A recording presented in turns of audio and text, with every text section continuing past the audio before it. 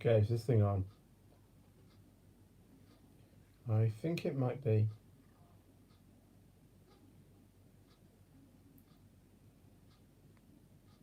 Yes.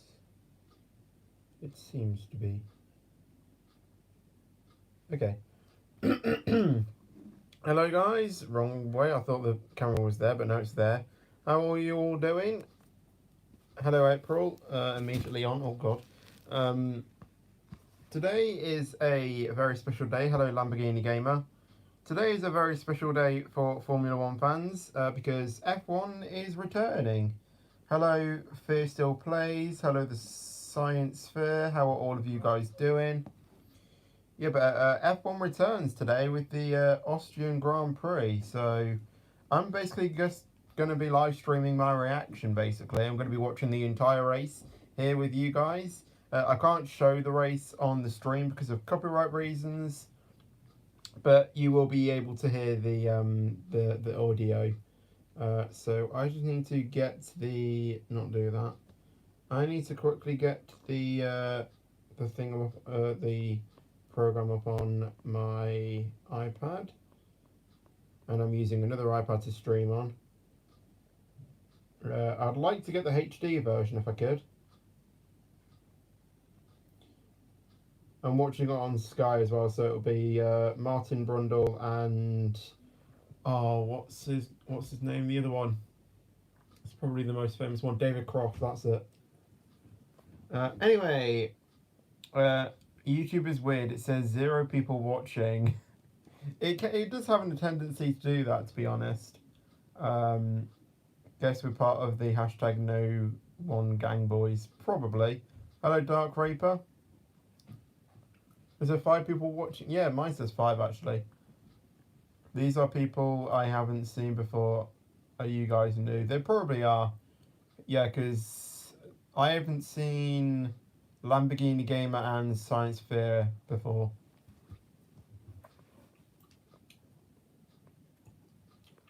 Here we go. The program doesn't actually start until... I mean, the program's on now, but the actual race doesn't start until... probably about... I'm going to say about 45 minutes. 3/4 of an hour. So I'll get that up now so I can just watch it. Obviously it's not that loud at the moment, but that's because it's not really on. There's 5 people watching, but 4 likes. True. Mine says 6 actually. Turn that up a little bit. Yeah, let's do indeed get that up, Dark Reaper. And with the task force to YouTube says 2 likes there. Try refreshing the stream, April, education and it might update.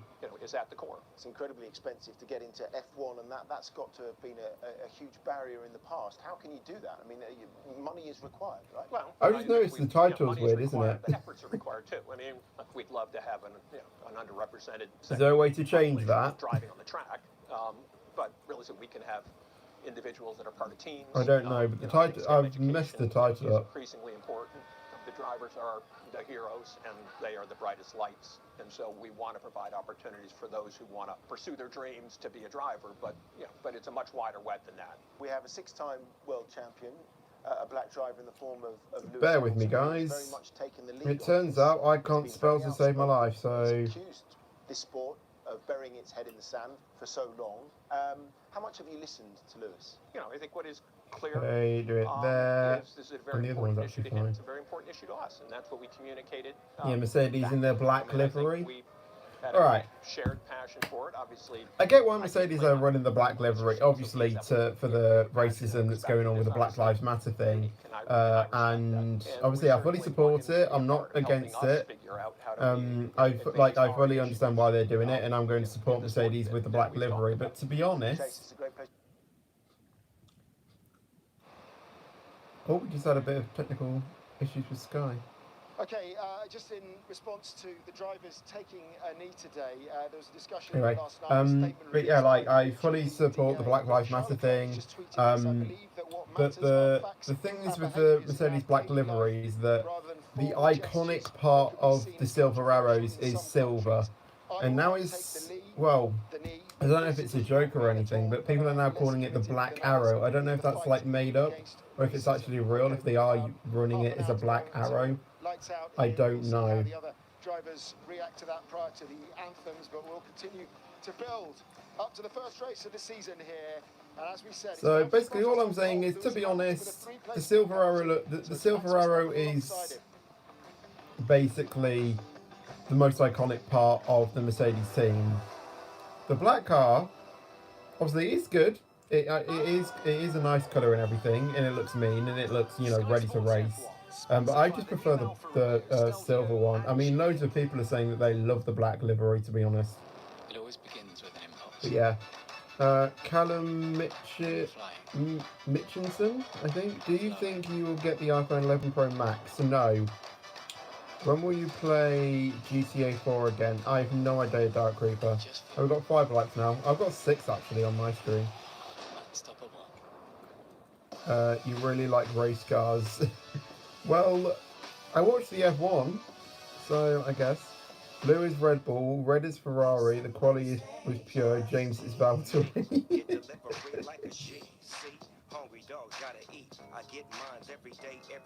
I'm watching the video that I'm watching the video that you watching on my phone.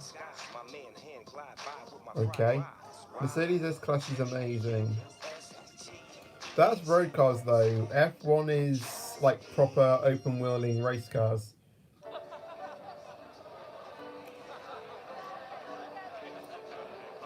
Just got ads at the moment. And I'm commented on iPad. Oh, okay. So basically you're watching the stream on your phone, however you're commenting on your iPad. I think that's what you mean. Let's go through the starting grid order if you guys don't know. Millions of pounds is funding good causes across the country. We're helping thousands of children stay active at home. Providing online services for vulnerable young people. Making hundreds of handmade ties for our NHS staff.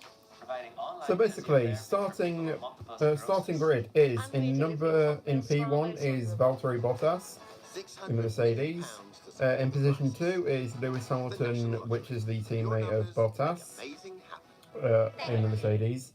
Then it's Max Verstappen, Lando Norris in 4th position. I didn't actually see that. Alex Albon in the Red Bull, Sergio Perez in the Racing Point, Charles Leclerc in the Ferrari, Carlos Sainz in the McLaren, Lance Stroll in the Racing Point, Daniel Ricciardo in the Renault, Sebastian Vettel in the Ferrari. Oh yeah, because he didn't have a really good qualifying session, did he? Pierre Gasly in the AlphaTauri, Danny Kvyat in the AlphaTauri again, Esteban Ocon in the Renault, Romain Grosjean in the Haas, Kevin Magnussen again in the Haas, George Russell in the Williams, Antonio Giovinazzi in the Alfa Romeo, Kimi Raikkonen, the Iceman, in the Alfa Romeo as well, and then Nicholas Latifi in last position, rounding out the grid. No one knew the whole story. So yeah, that is the starting grid. God and I need to get live chat open now so I can keep watching it. All mankind needs to become the monster he truly This is just going to be us for the next 40 minutes. I just wanted to make sure this whole stream thing and stuff was working. I didn't want to, like, you know, start it and then it not work. There we go, F1's back.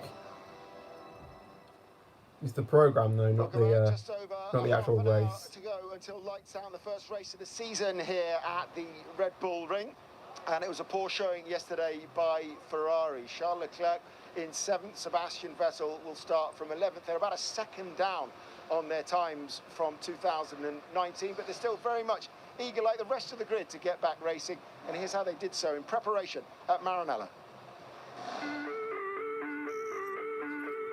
Ferrari is Maranello. Okay, Ferrari, it's basically going over how Ferrari were preparing for it.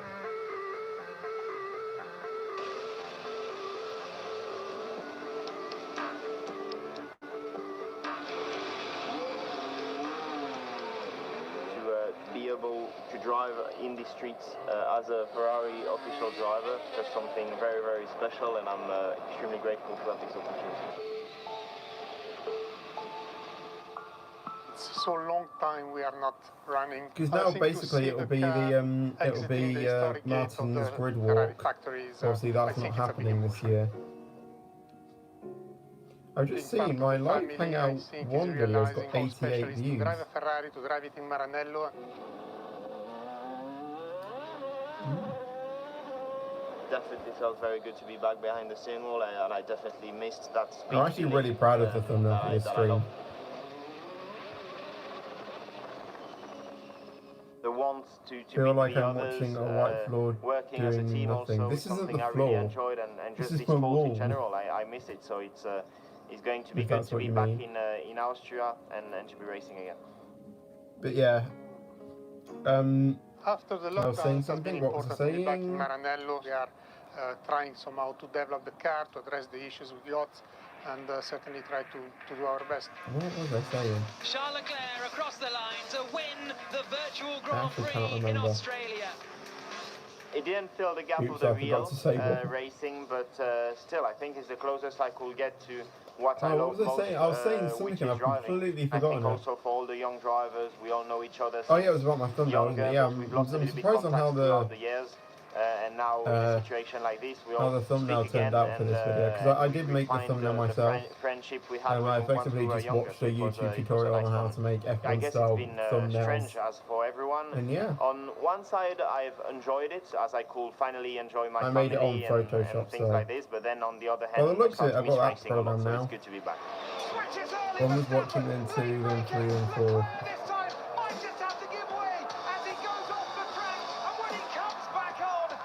Yeah, it was back in 2019 when Max Verstappen got past Charles Leclerc. I would be a bit more aggressive. I think I showed it last year that I was more aggressive in the races after that one. The wheel to wheel again, unlike in Austria. Here comes Verstappen. And then back in He's Silverstone. almost pushed onto the grass. Somehow Leclerc stayed ahead. He won in Spa. Weirdly, I watched. Oh yeah, then Charles Leclerc winning in Monza. I wasn't, out of all the races I guess it's going to be that I watched quite strange at the beginning to last season, I couldn't watch the British one because I had something on that day, and the thing I was doing was right over the Formula 1, so I couldn't watch it. I watched every other single race. Of course, this is not what you want to see on a normal season. In a situation like this, to try and add races, I think was the best solution. Obviously, I watched the highlights and I caught the last lap. Loves Sebastian. I think for us, the decision was very difficult. As first because we know Seb is a very good driver. He's world champion. So I think that from the personal point of view, but not only, it has been a difficult situation, a difficult decision. I think that Charles can still develop himself quite a lot, not only as a driver, but as a person. He's very focused, he's committed, and that's important.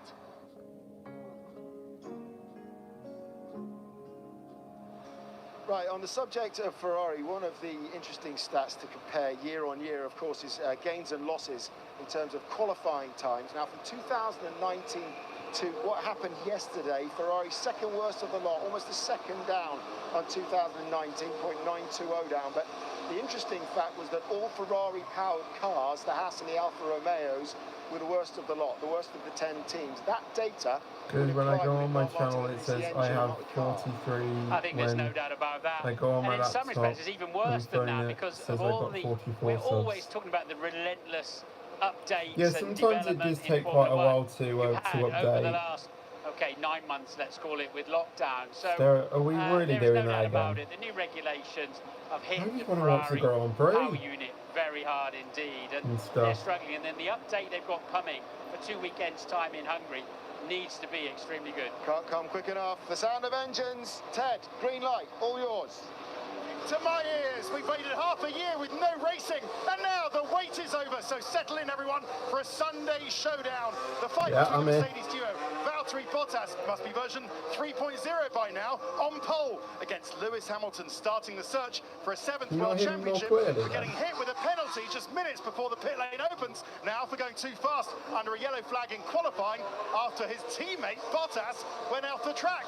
Hamilton punted down to 5th on the grid, so it's Max Verstappen alongside Bottas in the front of the grid. I can just see Bottas, the pole sitter, coming out of the Lewis pits is now, now and on that 5th. resplendent Mercedes with its black livery looks fantastic in the Austrian sunshine. The thing is But too, like, I can turn it down. Max Verstappen, starting on the yellow tyres, has to have the strategic advantage for this race, surely. And now from the front of the grid, what a gift for Verstappen and Red Bull.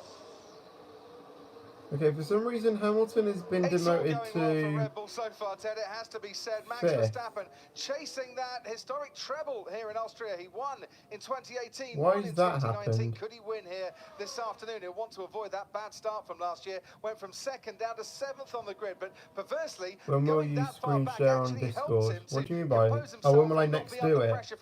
I don't know. Championship rivals. He went 9 laps longer than Charles Leclerc this time last year. Caught the Ferrari with 3 laps to go. On those medium tyres today, he can go that much longer than his rivals around him. Lewis in 5th. I just heard that Lewis is now in 5th. For his 2nd stint, or that pacey red striped soft tyre. They keep their options open, and that's the key to Red Bull's strategy today. Max going up to 2nd on the grid has helped them even more. The thing I can possibly think of doing it, or the only reason why I could think why it's done it, since Jenson Button here in is maybe because of the yellow flags yesterday. First time we've started in Europe, but he was 2nd anyway. He shouldn't really have lost that. Country to host the first race of the season, and I'm getting really excited because lights out, guys. It's just moments away. And I know that Crofty is absolutely itching to get that catchphrase going again. Max Verstappen, as we were saying, now starting from the front row on those mediums. The Dutchman going for a hat-trick of wins here at the Red Bull Ring, and he sat down to talk to Red Bull. Okay, I don't know what's gone on. Max Verstappen losing his first position in Mexico was fair because he didn't have pole position. He got pole position but then lost it because he ignored yellow flags because Bottas crashed. That's the whole reason why he lost his first position. How do you feel if the driver already has a starting position, then he shouldn't really have lost it. It's great to be back here. Of course, we would have liked to start a bit earlier, but what do you mean we're here. about can't hear you? Really looking forward to we can hear Features Gaming though. And yes, wait, you can hear me? I mean, honestly, I have no clue what is going to happen or how competitive we are going to be. So I can possibly turn this up a little bit then. Since Barcelona anyway, and the car won't be the same like it was. What kind of videos are we going to see on the channel while you just hammer your laptop? I don't know. I mean, I did mention on the Discord that I was taking a break, and I think that's the main thing I'll do. I'll probably, if I can, just do some like vlog type videos and streams like this. But that's good because we had like, or for me at least, I had like 6-7 weeks of uninterrupted training, which is nice as well. Honestly, better than Jinx reactions. But you think that I'm better than Jinx reactions? But you're still traveling, you have commitments, so you always have like, so, then thank you. Days in a week where you can't really work out like you want to. And, I haven't heard of Jinx in 4 years. It was very different, and wow. I really enjoyed it. I can't even join the Discord. Oh, okay then. Losing power, guys. You had quite an incredible race here last year. I mean, the anti-stall at the start, and then that message over the radio that you were losing power, but turned it around. Oh, you are saying that I'm better than Jinx reactions. Thank you then.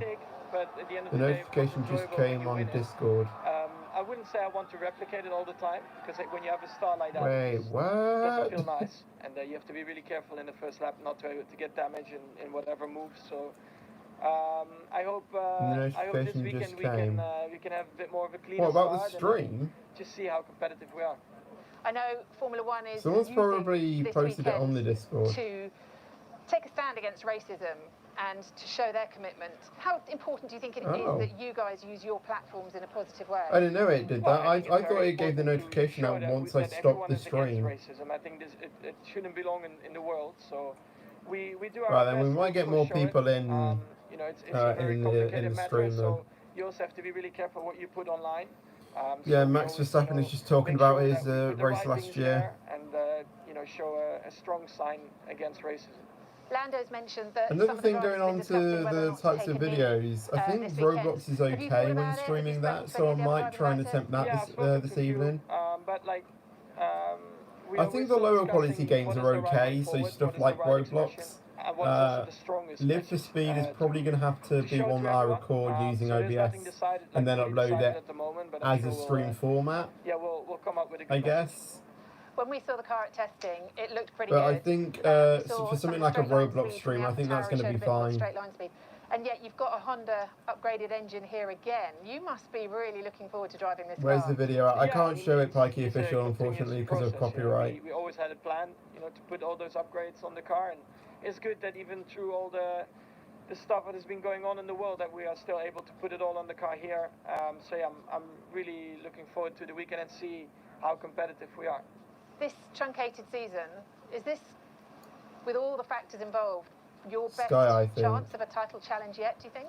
Well, if the car is fast, yes, but at the moment, I don't know. Yeah, I'm watching it on Sky Sports, but the reason why, it's not because it's Sky. I mean, I can show it if I want to, but I'll get copyrighted. The favourites, and I get a strike because I'm not really supposed to show it. And see how far we can go. Or I shouldn't show it. What's it going to feel like Sunday when the lights go out? It's been a long wait. Yeah, I'll tell you after the race. The audio of it could be copyrighted. Thanks very much, Max. Have a great weekend. The audio isn't. Well, Mercedes certainly were I'm pretty sure when of it came to that. qualifying. 6/10 away was Max Verstappen, but that penalty certainly helped Karun. Now he's second on the grid, but here he was in qualifying too on the medium tyres, so playing a different strategical game. And this is the same game they played last year, and they were the only ones amongst the front runners on the medium last year. He's, as you said, now been promoted. I remember to that watching all of these qualifying and that sessions. worked really well for Max and Red Bull, because it allowed him Max to go just 10 says laps 5 longer watching on at the the first moment. stint, and that meant when they all did their one stop, he had the fresher tyres. Tyre deg is an issue here, and it meant he had the fresher tyres to attack Leclerc in the end. That's what he's going to be hoping for today.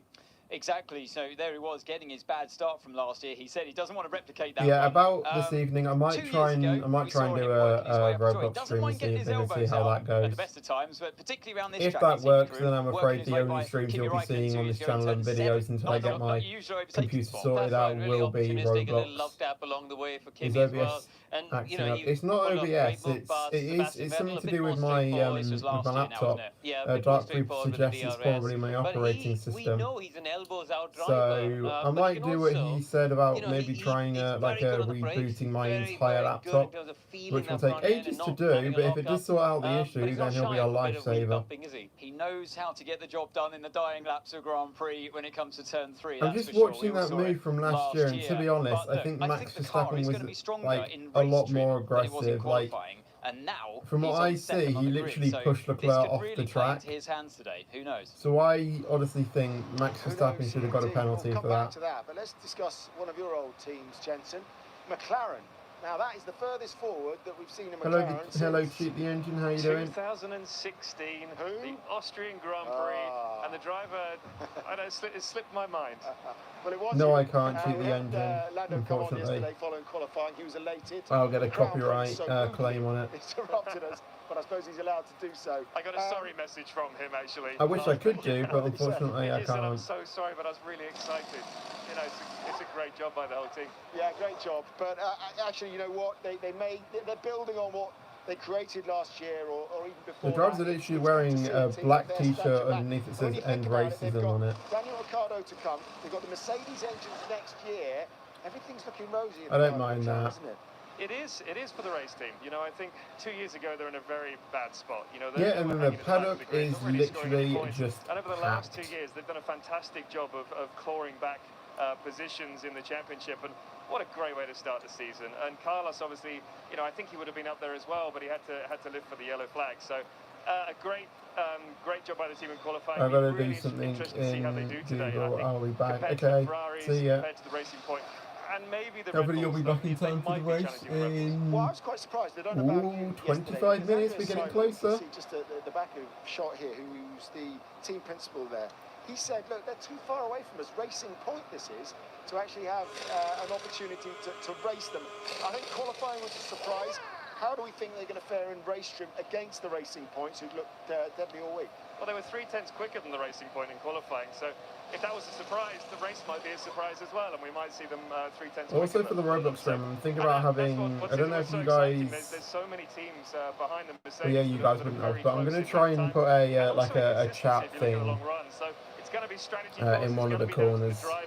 Looking after those tyres and making the right calls throughout the race. Let's get back while I do my gaming. What he did last year, he pitted, what was it, 9 laps after Charles, and then had to make up 13 seconds, and he did so, and with 3 laps to spare. He's obviously going to go longer, as Crofty was saying. It's the key here to From what I've seen at the moment, he can get onto the soft tyre at the end. Is YouTube your full-time job? No, it isn't. It's a part-time job, but not a full-time job. That much testing to really understand how long the tyres can go. The soft From what I've seen, the podium celebrations are still happening, because from when I watched the F2 and F3 races, which will decide their strategy for later in the race, because it's either running long on the medium, sticking they're still doing podium celebrations, and I thought that was one of the things that they weren't going to be doing. YouTube is my full-time job. I doubt that, to be honest, because you need to be earning like a lot of money in order for it to be your full-time job. If you're saying that you've only got like 45 subscribers, like you, as far as I'm aware, the minimum subscriber thing you need to have in order to get paid is 1,000 subs. What is your job aside from YouTube? Well, nothing at the moment, because I've just recently left college.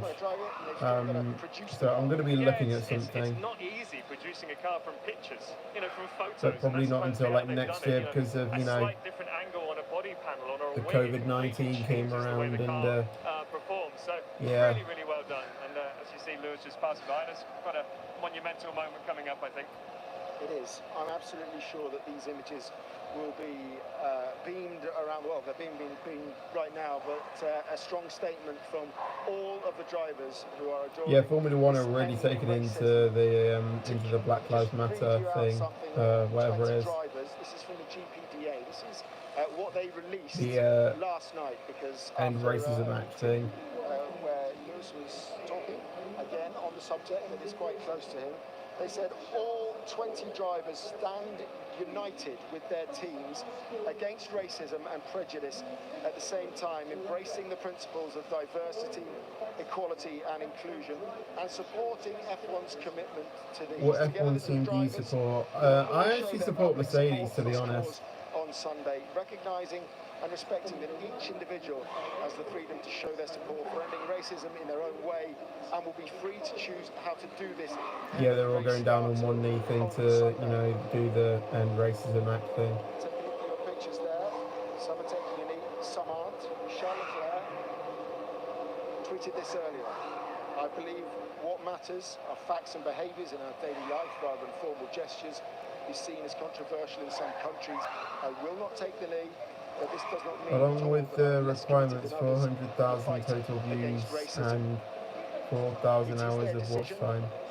I thought it was I thought that you needed to get 2,000 hours watched a year. Yeah, totally. I think Again, well, that's what it was last year. I don't know if it's changed over the past year. When it comes to racing on track, but they all understand this is something they need to do together, work together. Because I think it is about a year ago today. I did get the requirements to get paid. Are you watching through Sky Sports F1? Yes, I am.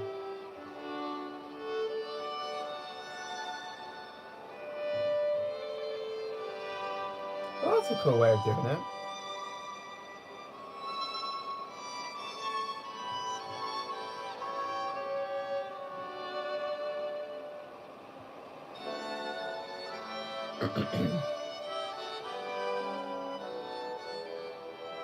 I'm guessing this is the national anthem.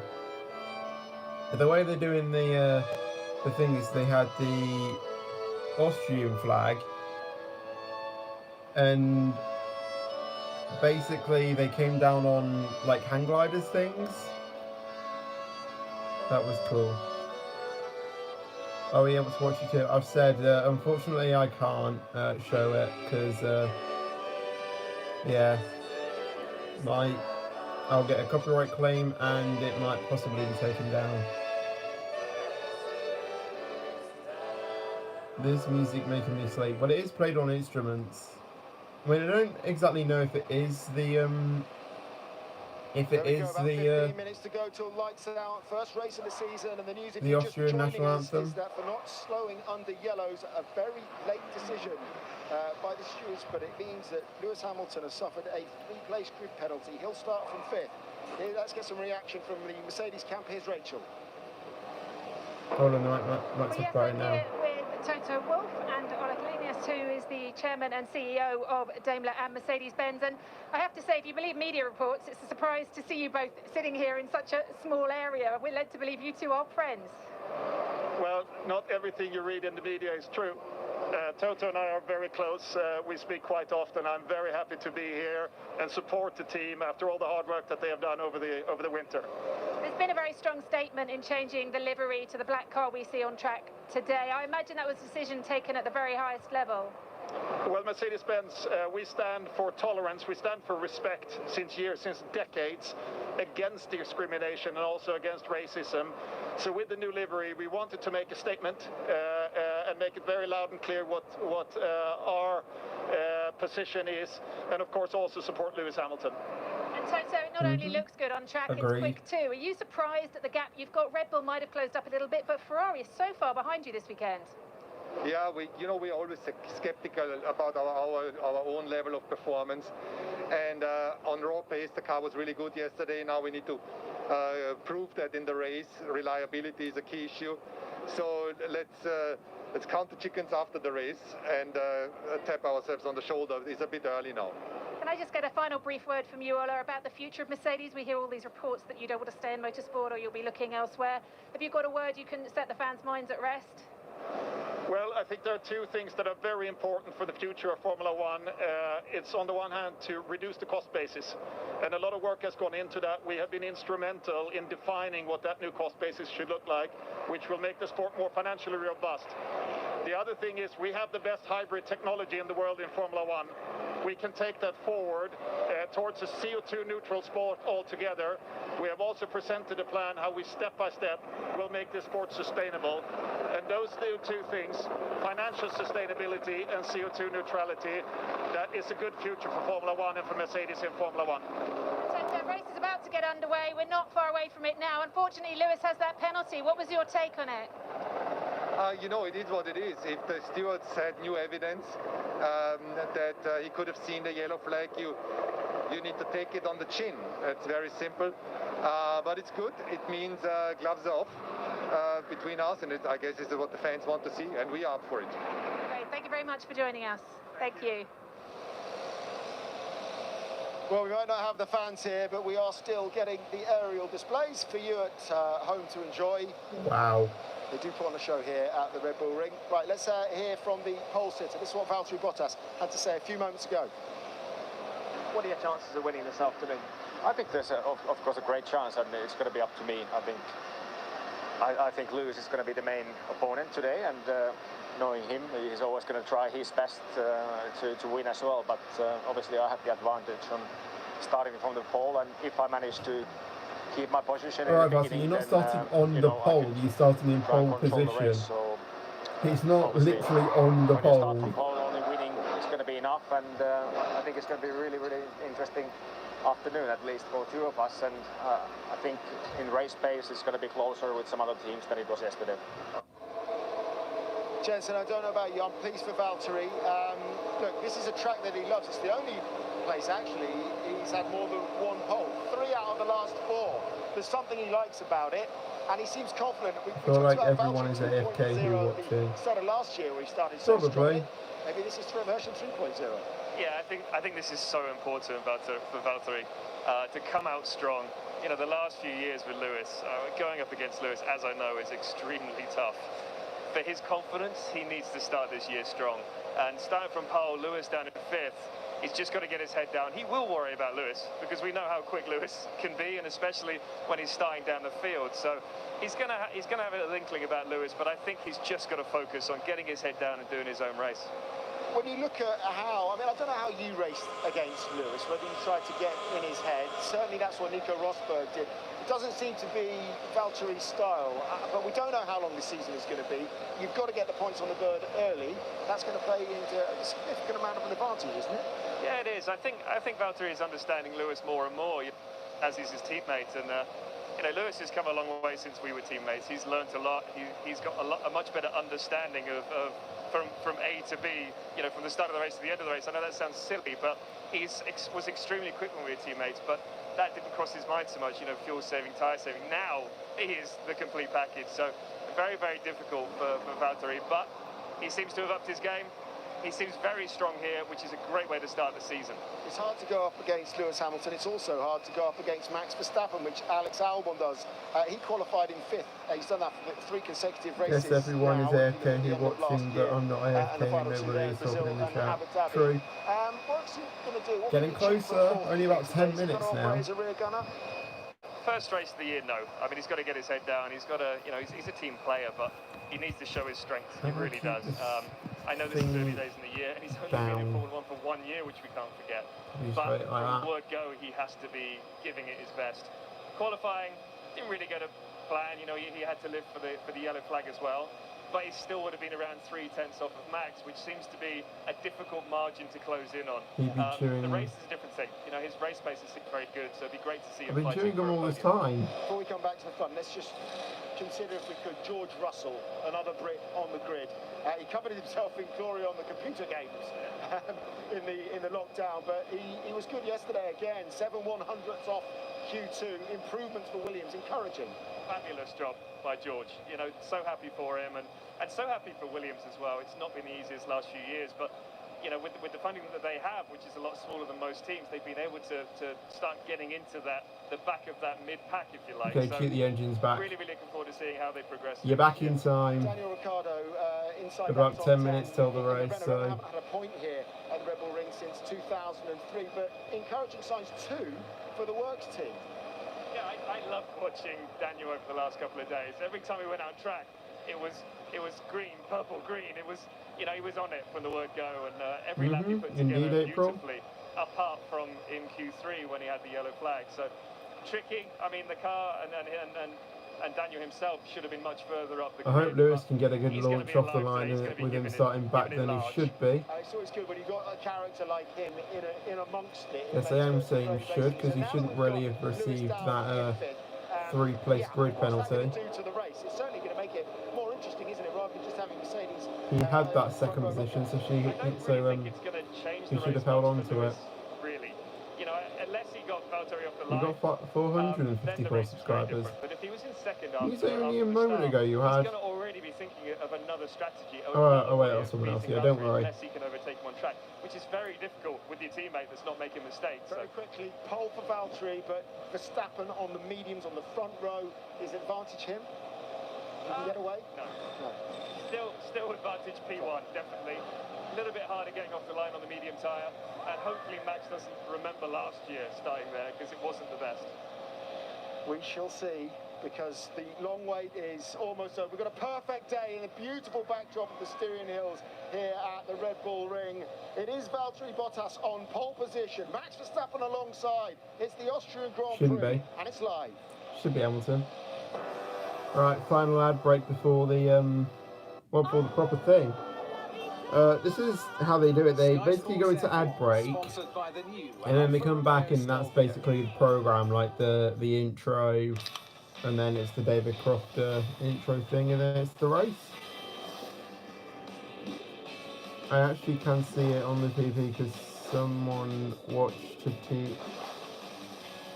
Someone wants to watch it on the TV. Oh, okay then. 7-Up Free, a tasty twist of lemon and lime, free of sugar.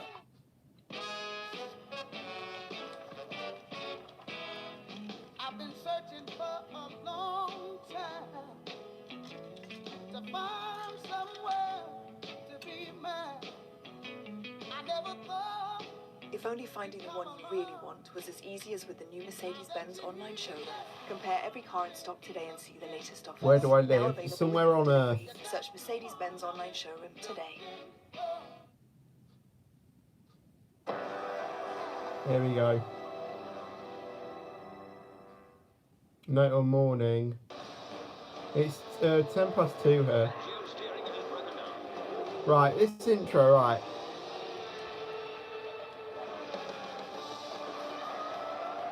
The last one kind of excited me up a bit more than this, if I'm being honest. I think like last one had a bit more of a vibe to it. With this one, I don't really think, I think it loses it. I mean, I know it's celebrating 75 years this year, F1. No, wait, is it 75 or 70? 70 years, sorry. And I know it's going through all of the history of the different decades and stuff. But honestly, I prefer the other one.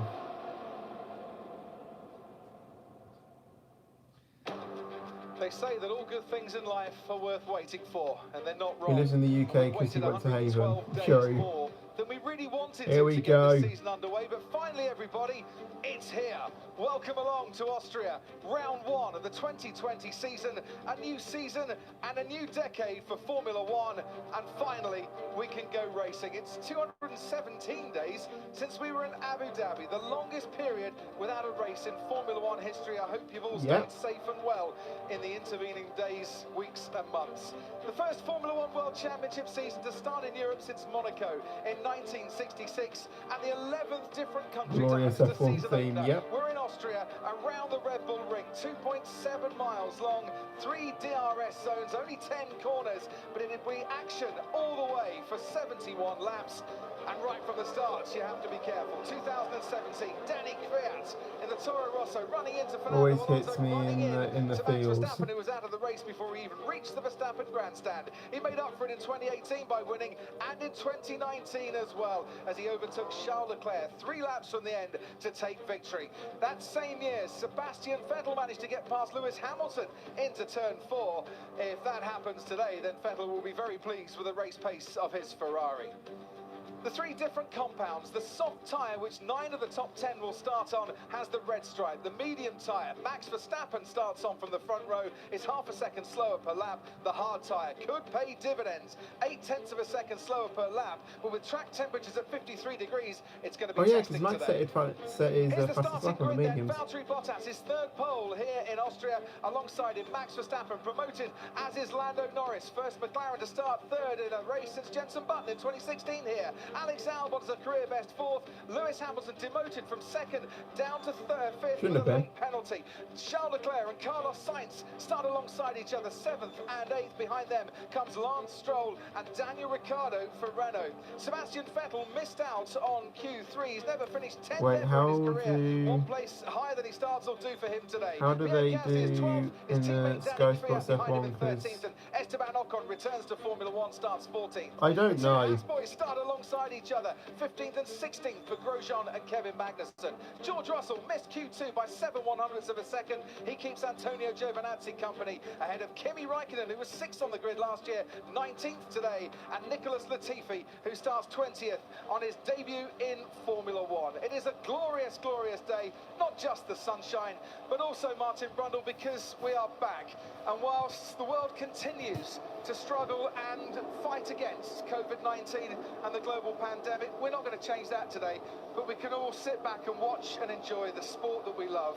And boy, have I waited a long time to enjoy that. Same here. Absolutely, 217 days, as it said, since the last Grand Prix. And I hope we can bring you a great race. It certainly looks that way. The grid is. I think they're all doing their formation lap now. We've got a few big surprises out there, I think. But they will be in a minute. Point. It's just the cars firing up at the moment. Extremely well. Where a Ferrari, will they have a better race pace? Well, Lewis has got some work to do after that penalty. That penalty was so late in the day, it was nearly implied to next weekend's race. But I think there's He shouldn't have got it at all. Especially with the new evidence, when there was a request to preview that by Aston Martin at Red Bull, they had a look. Ferrari were chasing for it as well, because they fancied Lewis not on the front row of the grid, of course, because it plays into their hands. But we've got a rookie on the grid in Nicholas Latifi. Esteban Ocon hasn't started a Grand Prix since the end of 2018. Everybody's rusty as crazy. So let's see how they fare. Is everyone AFK who is watching again? Probably. Lewis Hamilton and his penalty, we know we've commentated on a lot of races of Lewis Hamilton's. We know it doesn't take much to get him fired up. Do you expect that this penalty will have got him severely fired up for this race? Yeah, through best for a penalty, failing to slow for yellow flags. I think Lewis is pretty fired up all around at the moment. But as we know from Lewis, nothing distracts him when it comes to formation lap. and acing the braking points, the apexes, and picking up the throttle. Valtteri Bottas has led more laps of this circuit than anyone else. The man who's looking for his 7th world title. But I do believe Valtteri Bottas is in great form, personally, in every respect, and I'm not at all surprised to see him on pole position, frankly. And now, of course, he's got a really great chance to win this Grand Prix with Lewis disadvantaged down in 5th.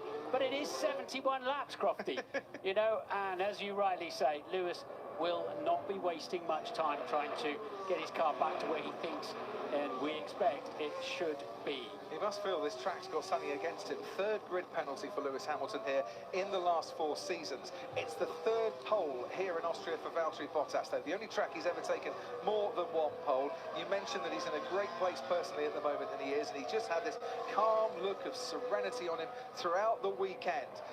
Jenson Button said it. Oh yeah, that's where you want to be at the start. He's got Verstappen alongside him, but he'll still feel very confident today. I think so, and of course Max Verstappen then on the medium tyres. He's the outlier in the top 10. Yeah. It's a strategy that was we're about to get going. That helped him win. He can go further into the race than those on the red mark soft tyre. And then we'll still here, guys. Red Bull decide to yes, the formation lap at the moment. I was understanding his face movements. Shows who's winning. No one's winning at the moment. We haven't even got going yet.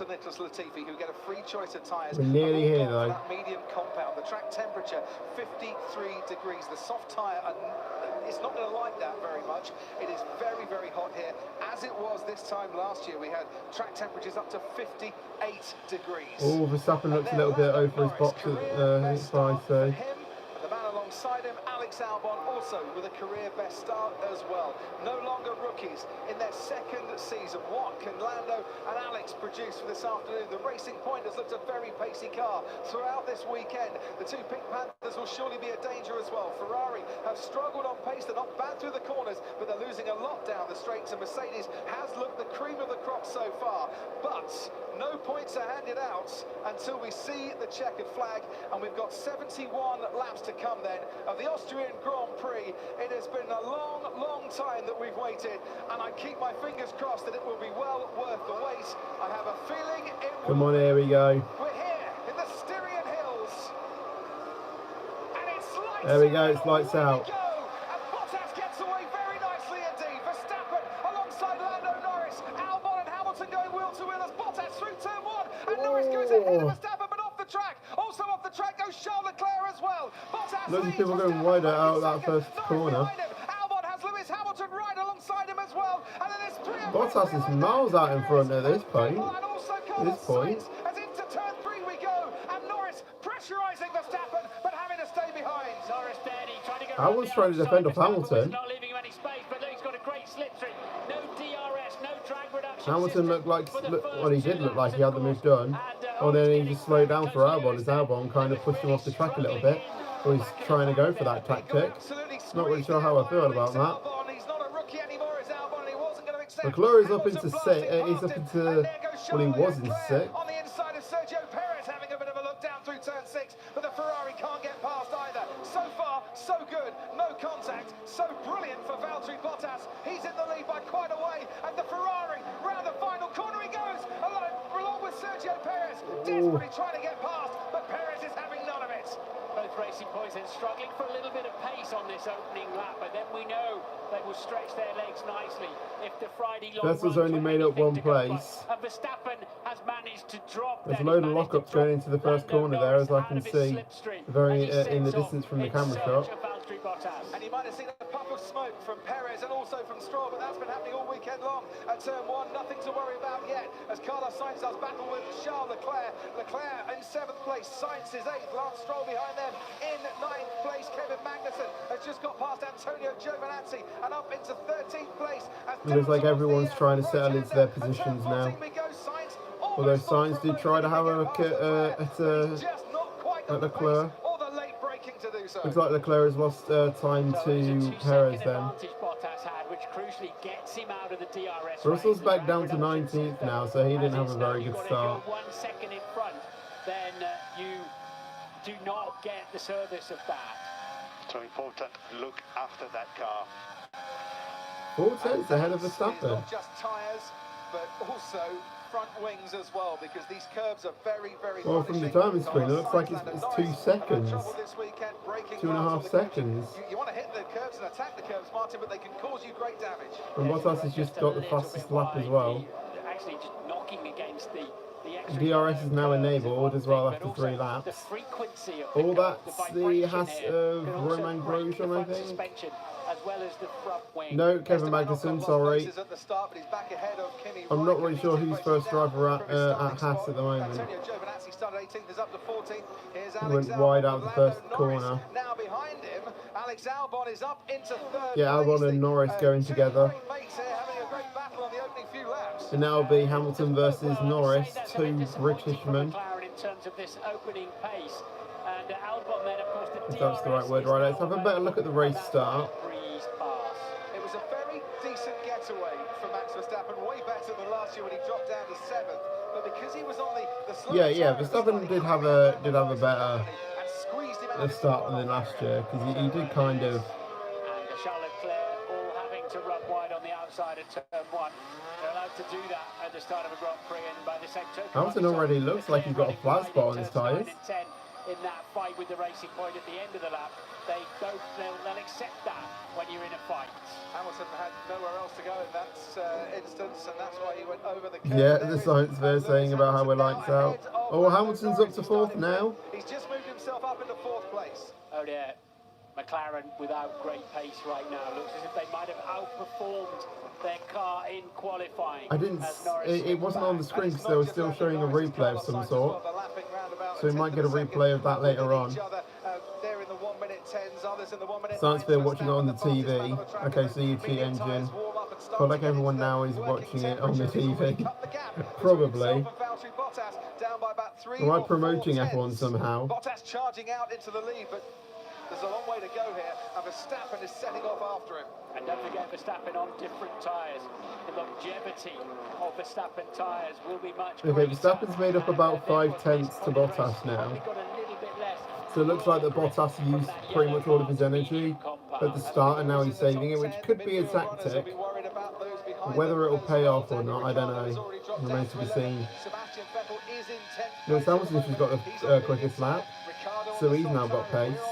Sergio Perez in the Racing Point, making his way towards turn 3. The car ahead of him is Lando Norris, who's been passed by Hamilton, who's been passed by Albon, and Perez is getting very, very close now to that McLaren as well. As you see the leader going through your screen and Max Verstappen chasing after him, it's Mercedes out in the lead. It's Hamilton does look closer, does look really close to Albon. And Valtteri, you know, he can't sort of look after his car too much up front for 2 reasons, I believe. One is Max Verstappen on an alternative strategy, and 2 is Lewis Hamilton, because Lewis will be driving that car to the absolute edge of grip everywhere to bring himself back into contention, and Valtteri will it looks like that. all too aware of that, having been on the receiving end of some Place your bets, gentlemen. How?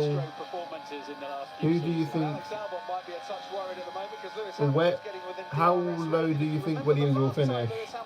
19 and 20th. I think Russell 19th and Latifi 20th. It was a very painful experience. He missed out on a podium in Brazil, and Hamilton got a penalty. Although we do have reliability issues or just general crashes to come, as there is still like another 65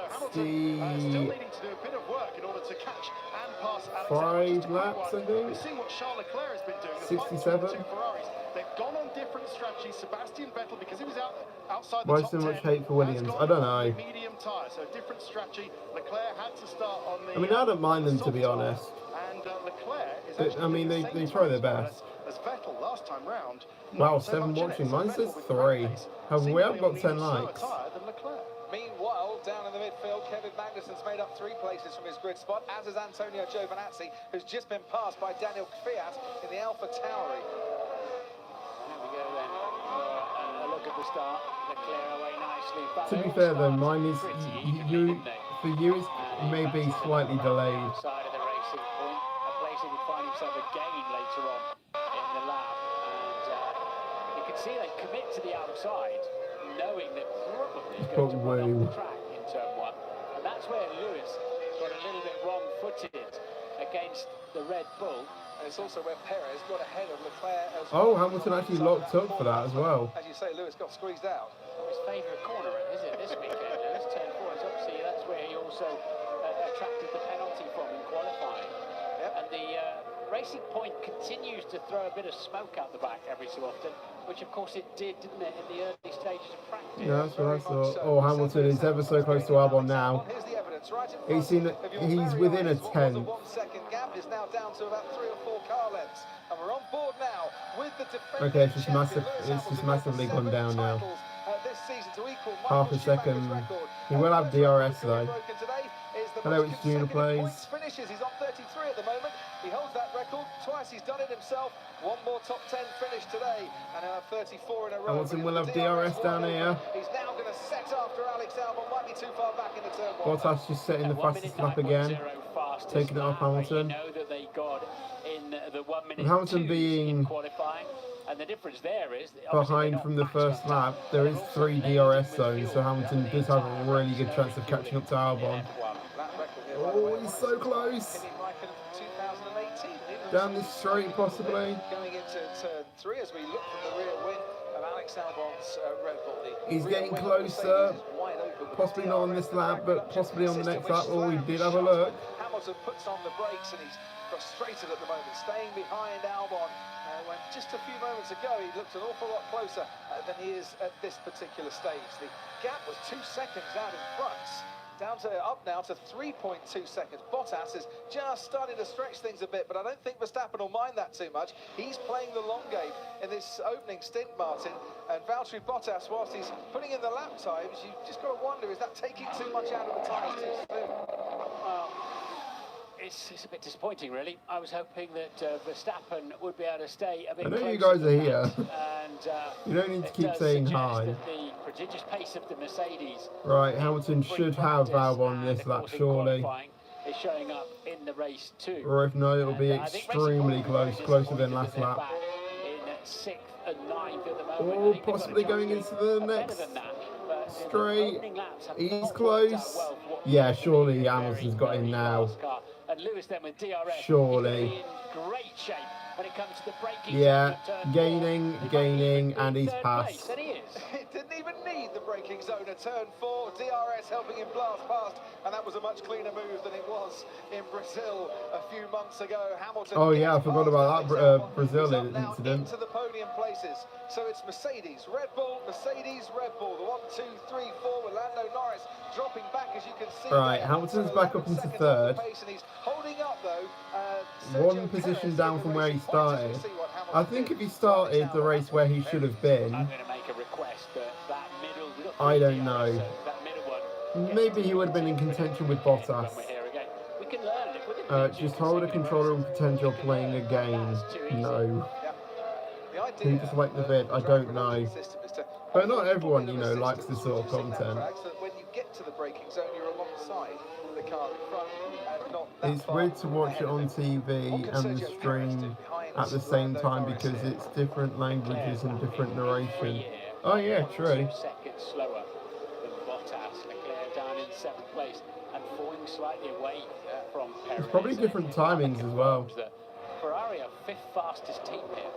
How different it was to this time last year. Leclerc nearly a second slower in qualifying yesterday. So you probably watch it, you're probably getting the instant reaction as I'm getting, or you're watching it like a minute ahead of me. Has got Daniel Ricciardo, his former Red Bull teammate, all over his rear wing. Ricciardo catching Vettel at a rate of knots here, and the Ferrari just has no pace on the straight against it. Yeah, I know, and that gives me a heavy heart. We need Ferrari to be strong. We need Ferrari right out front. I don't. Oh, Vettel had a big lock up there going into turn 3. Right on his tail, I'd imagine. Well, it did, I think. Well, you do wonder how the car, and they say it's a bit draggy at Ferrari, but you wonder how it could be that much slower than it was last year. Of course, in the winter, the FIA... Well, Hamilton has just gone past Verstappen. Verstappen going slowly. Yeah, Verstappen's slow as he lost power. And he's desperately trying to get power back into that Red Bull. He's lost it. And he's urging it along and moving around in his seat, but is this Verstappen out of the race? The man who Verstappen's lost power or he's gone into neutral or something. He stalled it. In the heat of the Red Bull ring, and that is disaster. Go back with the setting. Where's the setting or something? That suggests they've asked him to change something, and then the car, he obviously feels he's changed something and it's damaged the car. Possibly. I thought it was going again, but no, it's not going. Keep it bump started down the back straight there, isn't it? I mean, it's still going. All the way down to 17th. Let's have a listen. Stalled out. The engine stalled on him almost. Yeah, he literally did bump start it. All right. Which of course you can. Well, that's Verstappen probably out of contention. Hydraulic pressure in the clutch, yeah. But this is, from a sporting context, absolute disaster for Red Bull. He's down in last now. In second place and enjoying life.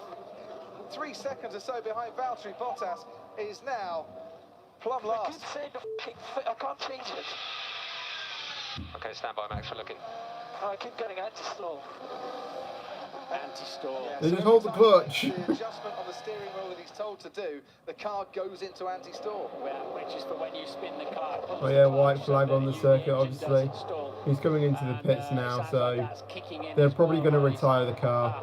Maybe they can do a Control Alt Delete or something, or change the steering wheel. It often helps as well. Or they can plug the umbilical cord in. They're either going to retire the car or change it to make it work. Grand Prix, an unknown number of points available. You can't afford DNF. You can't. Ted Kravitz can see the pits. It's right in front of me, so they're putting the tyres on. They're putting the hard tyres on, rather in hope against expectation. I think they've changed the steering wheel. Change in there as well. There's a steering wheel change, and now they're seeing if they can start it up again. This is time ebbing away. The mechanics shake their heads. Christian Horner looks on with nothing he can do, and just this is looking like the end of a very optimistic. It was looking good, wasn't it? They got Hamilton the penalty, but now it's just all falling apart. Yeah, it's looking like they're just going to retire the car. In 2018, it was a power unit issue. Oh, that must be heartbreaking for him. He started second, hoping for a hat-trick win, and then that just happened. Very much look like he's going to be the first retirement from this race. Meanwhile, Lance Stroll has Sergio Perez. Well, it's Bottas and Hamilton now in P1 and 2. Alex Albon in third. And Stroll's just dropping off from Carlos Sainz now. He's going to have to watch his wing mirrors just a bit. The Ferrari's right there, the Renault's right there. They're waiting to. Oh, he tried to go. Waiting to push Verstappen back in. Ted, to you. Got it started up again, but then engine said no, hydraulics said no, electronics said no, and Max has had enough. He's out of the car. The end of the first Yeah, he's retiring now. Been a bitter disappointment for Verstappen. Well, it all gone so right. He's going to be pretty mad at the car at this point, I think. Who wouldn't be? The review of the steward's decision. Verstappen's furious. He's just walked straight through. That's nothing to do with social distancing. He just doesn't want to speak to anyone at the moment. He's walked straight through the garage, out the back, and then there's a furious young Dutchman going for a treble of wins here at the Red Bull Ring, and through no fault of his. Hello, X-Ghost. Has been taken away from him. It means then that Albon's back up into the No, I can't, places. unfortunately. Norris runs fourth, Perez runs fifth, Leclerc sixth, Sainz seventh, and then this battle: Lance Stroll eighth, Sebastian Vettel ninth, Daniel Ricciardo 10th. Stroll on a very hot day, feeling the heat from the two cars behind him. And that unquestionably brings whether they'll try and get it going again, I don't know. Watch those sector times. Just hold the controller and play potential playing. No. Now that's got a chance to outperform Mercedes. Someone did that with a boxing match. Well, I'm not going to do that. It just stops. I mean, he said he hadn't got any brakes as well, so you know. Yeah, he got it rolling, and then, according to the engineers, the engine just said no, he just gave up. Systems on the car have clearly just given up. Or could you put on reflective sunglasses? That won't work. On lap 15, I don't even think I have any. here in Austria from Lewis Hamilton. Alex Albon is nearly 5 seconds back in the one remaining Red Bull. We're still running here at the Red Bull Ring. Lando Norris some 4 seconds behind him. Sergio Perez hasn't been able to get close to the McLaren. McLaren thought they might not have the pace to keep the racing points at bay, but so far it's not looking too bad in terms of that battle for the McLaren team. Charles Leclerc running pretty much on his own at the moment. Carlos Sainz, the man behind him, and still Lance Stroll can't quite find the pace to pull away from Sebastian Vettel, who's 9th, and Daniel Ricciardo, who's 10th. And it's a really important point that you make there, Martin. We know the first 8 races in this season as Ocon gets past Giovinazzi. We know the first 8 races. We don't know how many more are coming after that.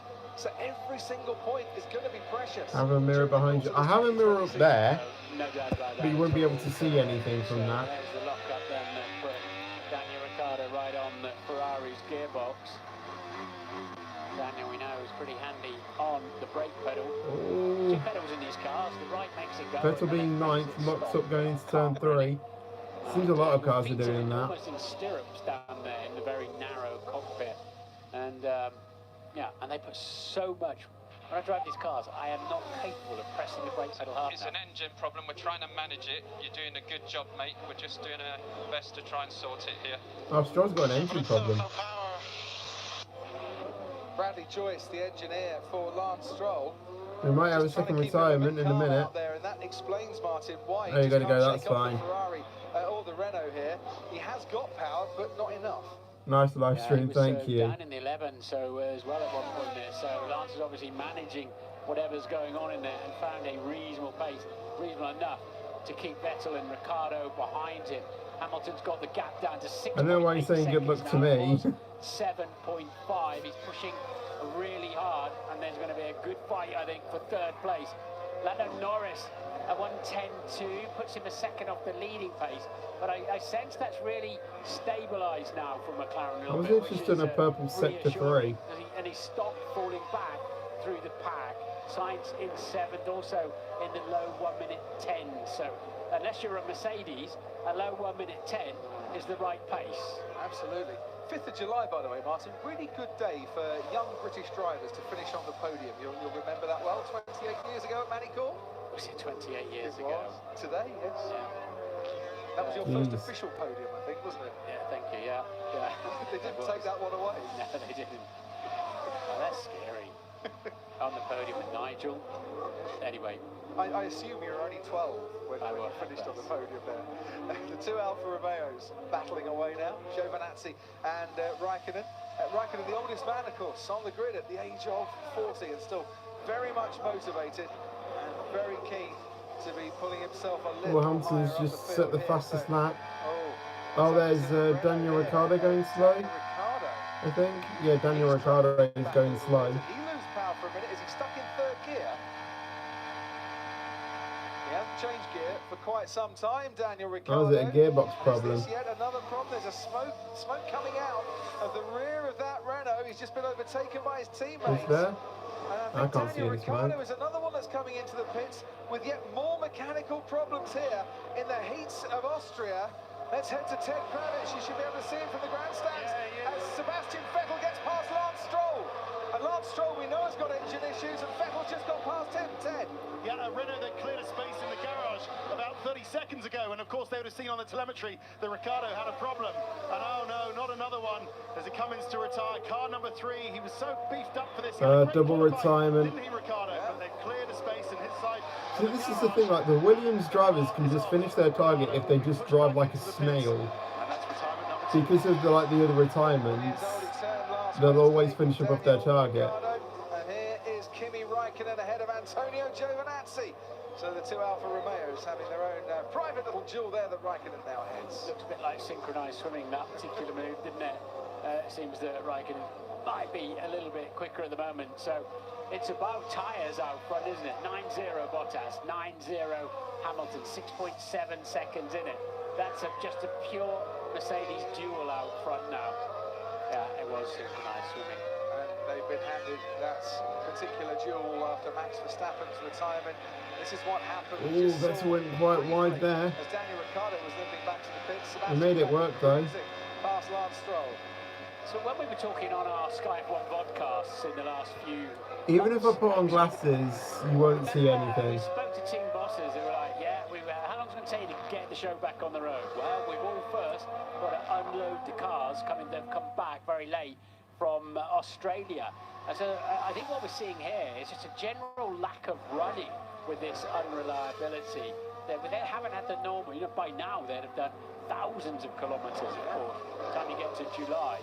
So I think we're seeing a bit of an Achilles heel there in terms of having to fire the factories back up, get the cars back together with very little running. It's like the good old days, isn't it, Martin? Reliability becoming very much... Yeah, Daniel Ricciardo's out the car. You can see here how Lewis Hamilton is catching Valtteri Bottas and where he's catching him on the track at the moment. But at the moment, Valtteri Bottas 6.5 seconds clear of his teammate. Pierre Gasly has got past Lance Stroll, who continues to struggle and have issues out there. Stroll is now down. I think he's doing quite well. Right, let us head to Sky Race Control. Karun Chandler, what are you watching at the moment? Well, I've just been looking at the gap between Lewis and Valtteri there. We saw the last few laps come up on the screen. But in fact, in the 8 laps, guys, that, since Max has retired, he's only gained about a second on Valtteri. So that Bottas has managed to stay pretty consistent. They're both obviously managing their pace, managing their tyres. We come up towards the pit stop window. Lewis was actually on the radio earlier asking just at which corners he was losing out to Valtteri. They gave him a bit of coaching about turn 3 and the high speed. Lewis Hamilton's just set a lap time of 1 minute 9 seconds exact. Lewis has again taken 3/10 on the last lap. I can't put sunglasses on, guys. You won't see it. Oh, the yellow flag in sector 3. Oh, that's Romain Grosjean. Limping off, Valtteri Bottas in qualifying yesterday, coming back on and showering the track in a bit of gravel, but Grosjean's had an off down at turn 4. It's just worth mentioning, if you can't quite remember back to last season or you're new to Formula 1, if you get the fastest lap and finish in the top 10, you get an extra point for your troubles as well. So 26 points maximum up for grabs in this race. And is Lance Stroll coming in for a tyre change, or is this Lance Stroll coming in to retire from the race? And the way he's coming into his pit box, Martin. Oh, Stroll's retiring now. I've answered my question before I finished it. That's a great change. Lance, we'll drive you straight in the garage, easy. Well, that is guessing engine problem. Romain Grosjean's coming as well. I'm guessing for a pit stop. Yeah, doesn't look like a retirement. Retiree and into the pits for our first scheduled pit stop. Romain Grosjean. Guys, right, I know you want to see it. I can't show it though because I'll get a copyright strike. He's going backwards, so he dropped it on the way out of. I remember Grosjean actually did a 360 spin. As leaving the track at turn 5. Okay, cheat the engines back. Accurate. Let's see where the back end tried to overtake the front. Yeah, just put his left tyre on the gravel. So yeah, running a bit wide. And it just unsettled the car. Down to driver error, I'm afraid.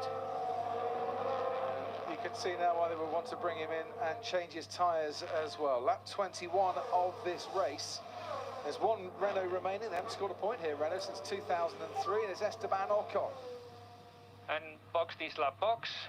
Copy. Well, Charles Leclerc's boxing this lap or pitting. His scheduled stop. And out in front, who's in danger of a bit of an undercut? Leclerc maybe on Perez for the undercut? Hamilton's seriously gaining on Bottas now. About, I'd say like 2 laps ago, he was like 6 seconds away. Now he's like 5.2. 5.2 seconds, as you can see for yourself. They just saying it. There, but it could be for a great scrap for the final place on the podium. But Alex Albon has another wonderful chance as Ferrari look like they're changing their mind on tyres or changing their mind on pit stops. Well, I can't, guys, I know, I understand that you guys want to see it, but I can't show you it. Out for a couple more laps, don't need those hard tyres just yet. A, copyright. B, I don't even have any reflective sunglasses, I don't even think. There's an undercut potential there. Pit first, and then by the time the man ahead of you responds, you've done a very fast lap on some new tyres, and you're ahead of him. Honestly, I understand. If I was watching something like this, I'd be saying if we could have it too. Like, I understand. So in testing, Mercedes have. I don't know what I was saying, but yeah, I understand that you guys want to see it, but I just can't. Kevin Magnussen and Esteban Ocon get very, very close. Ocon. Okay, Bono was just on the radio to Hamilton. I can't remember what they said. It was probably pit slap or something. let's have some watch this reaction video in the F1 race graphics. Yeah, you can do that as well, I guess. So what I was saying there is stay off those curves that vibrate, that put a frequency through the car. Just stay on the black bits between the two lines that represents the absolute racetrack, because those curves could possibly be shaking the cars to bits. Daniel Ricciardo with his mask on. I'm guessing Hamilton was basically reporting that his car felt a bit unstable then. Can you hear that down there, Crofty? Grosjean's on the hard side. Is he looking to go to the end on that? Against the curbs, and that's just, you know, there are no rubber bushes in the suspension. The cars are rigid. I wonder if other people would look to go onto the one stop. And the driver. Now, people who are on the mediums could possibly. Of the tyre itself. If they push those mediums to the absolute limit. 4.9 seconds at the end of lap 24. However, people starting on the softs, I don't know. That's now come down to 3.8 Hamilton's in second place, yeah, and then Albon in third, and yeah, first is Bottas. Yeah, that's 2 scruffy laps from Bottas. He's now coming up behind Nicholas Latifi. Hamilton is really gaining on Bottas now. He's 3.7 seconds away. I'd say he's gaining about a second a lap. That shows you the pace that Hamilton is now getting. Honestly, when David Croft said, I don't know when it was, basically saying how Hamilton will be pushing to the absolute limit. By the looks, by his timing, he is doing that. French driver to race for Renault in a full season since Patrick Tambay back in 1985. And I hear you cry, what about Romain Grosjean? 5 people disappeared. But he was born in Switzerland. Wait, now 6? Yeah, we've got 10 people. Well, mine says 12 people watching. I have no idea where that came. It's 13 now. Okay, now it's gone back down to 11. That's fine. Oh, there's a spin there. That is Kevin Magnussen. For some reason or another, got the braking. I think he's gone into the barriers as well, so he's retired now as well. But he could be out of the race here as well. And that might be a safety car. He could possibly get that going again, but I don't think he's wanting to. It's not easy to move, but I agree with you. It looked more like a brake issue than brain fade. Is he away now? He's got away, hasn't he? Certainly late braking. Well, what happened there with Esteban Ocon as well? Moves to the inside. Right, Esteban Ocon got the move done. Oh. Yeah, it was not. It was braking quite. That's weird. It almost, yeah, the car's not slowing down, is it? And then it's all rear brakes. So it looks to me like he's lost his front brakes there somewhere. Safety car deployed, Martin. Yeah, alright, safety car's out. Kevin Magnussen is retiring. Mercedes are obviously getting out. Whether they're going to try and double stack, I don't know. Pit lane is now open for cheap pit stops that don't take as long in terms of your race time as they would do if we were racing. But Bottas is coming in. Car's going to come out. Who's diving in? Valtteri Bottas. So they're going to have to stack the Mercedes then, because they're quite close together. That's what I don't know. They probably will take the gamble. Yeah, Mercedes are double stacking. Are they going to go into the mediums or hards? They're going on to hards. Well, they've done that with Bottas. Whatever they're going to do with Hamilton, they might do the same if they're getting the strategy right. Gone on to hards again. Yeah, so they're looking to do a one stop to go to the end. Double stop there for Mercedes. Other teams. That was well choreographed. And now they can go out and go to the end. Albon going on to the hards. It's all busy in the pit lane now with the safety car out. That is Lando Norris going on to the hards. Oh! Sergio Perez and Lando Norris nearly tangled. And in the end, Perez gives way, but that was a release, and when all the cars that was an unsafe release from Perez there. This car's released into the path of another could have been very nasty. It was a slow, one of the wheels on the McLaren was slow. There might be a penalty coming up for Perez there. That's an unsafe release there from Racing Point, but I know they had to do it. Honestly, even I tensed up with that. I don't know why. But luckily, Perez saw him, and they avoided contact in the pit lane. I think Leclerc came in as well. So careful. See on board Sergio Perez here. He was given the green light, so he did go. he got the green light. Obviously, you can't really check that if the car's there, they just go when they see the green light, which is understandable. He didn't. So he's obviously been told, be careful, be careful. He steered right. Okay, he did not pile into the side. Did he make Lando Norris have to get out of the throttle?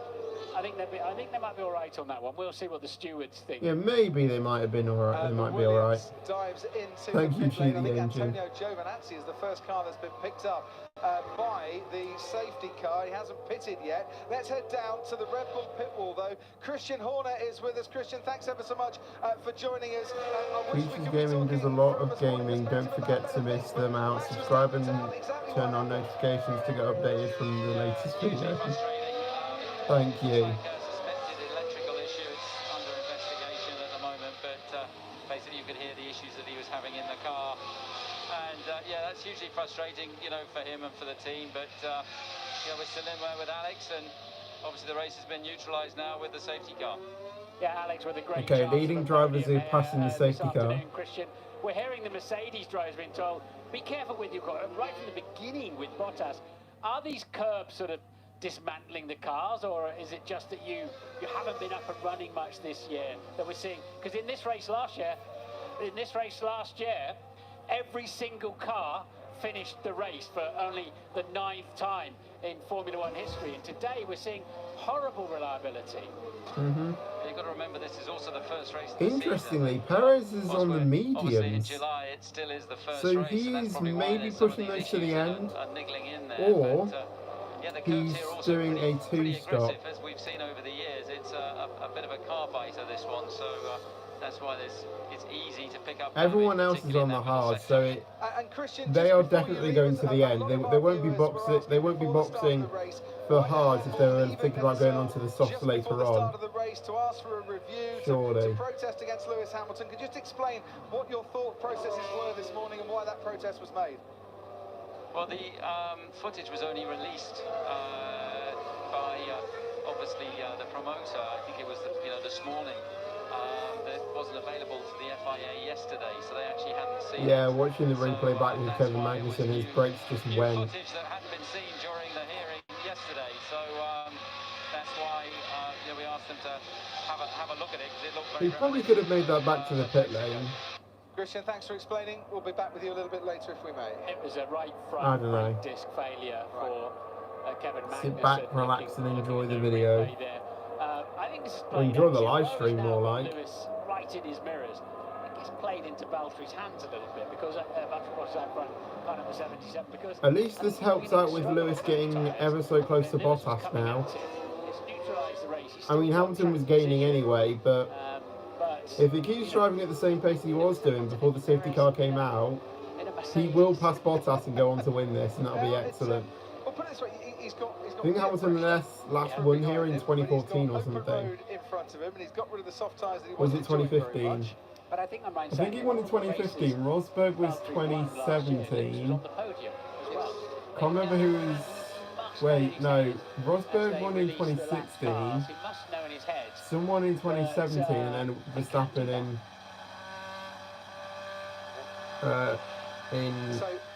18 and 19. For the moment, dual axis steering.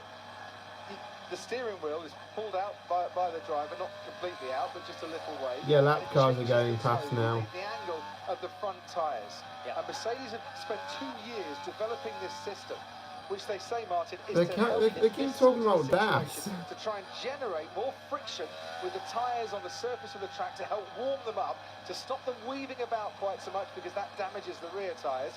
And this is DAS, and the first situation where DAS is going to prove to be an advantage, because they think it does make a difference. That's why it's on the car. Yeah, and trying to put a bit more DAS in, very interesting.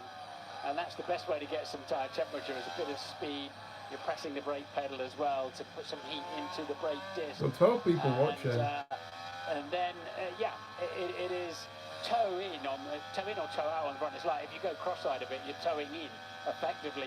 Towing out as the two front wheels pointing outwards when the car's going in a straight line. And it's clearly about just keeping the front tyres in the right zone.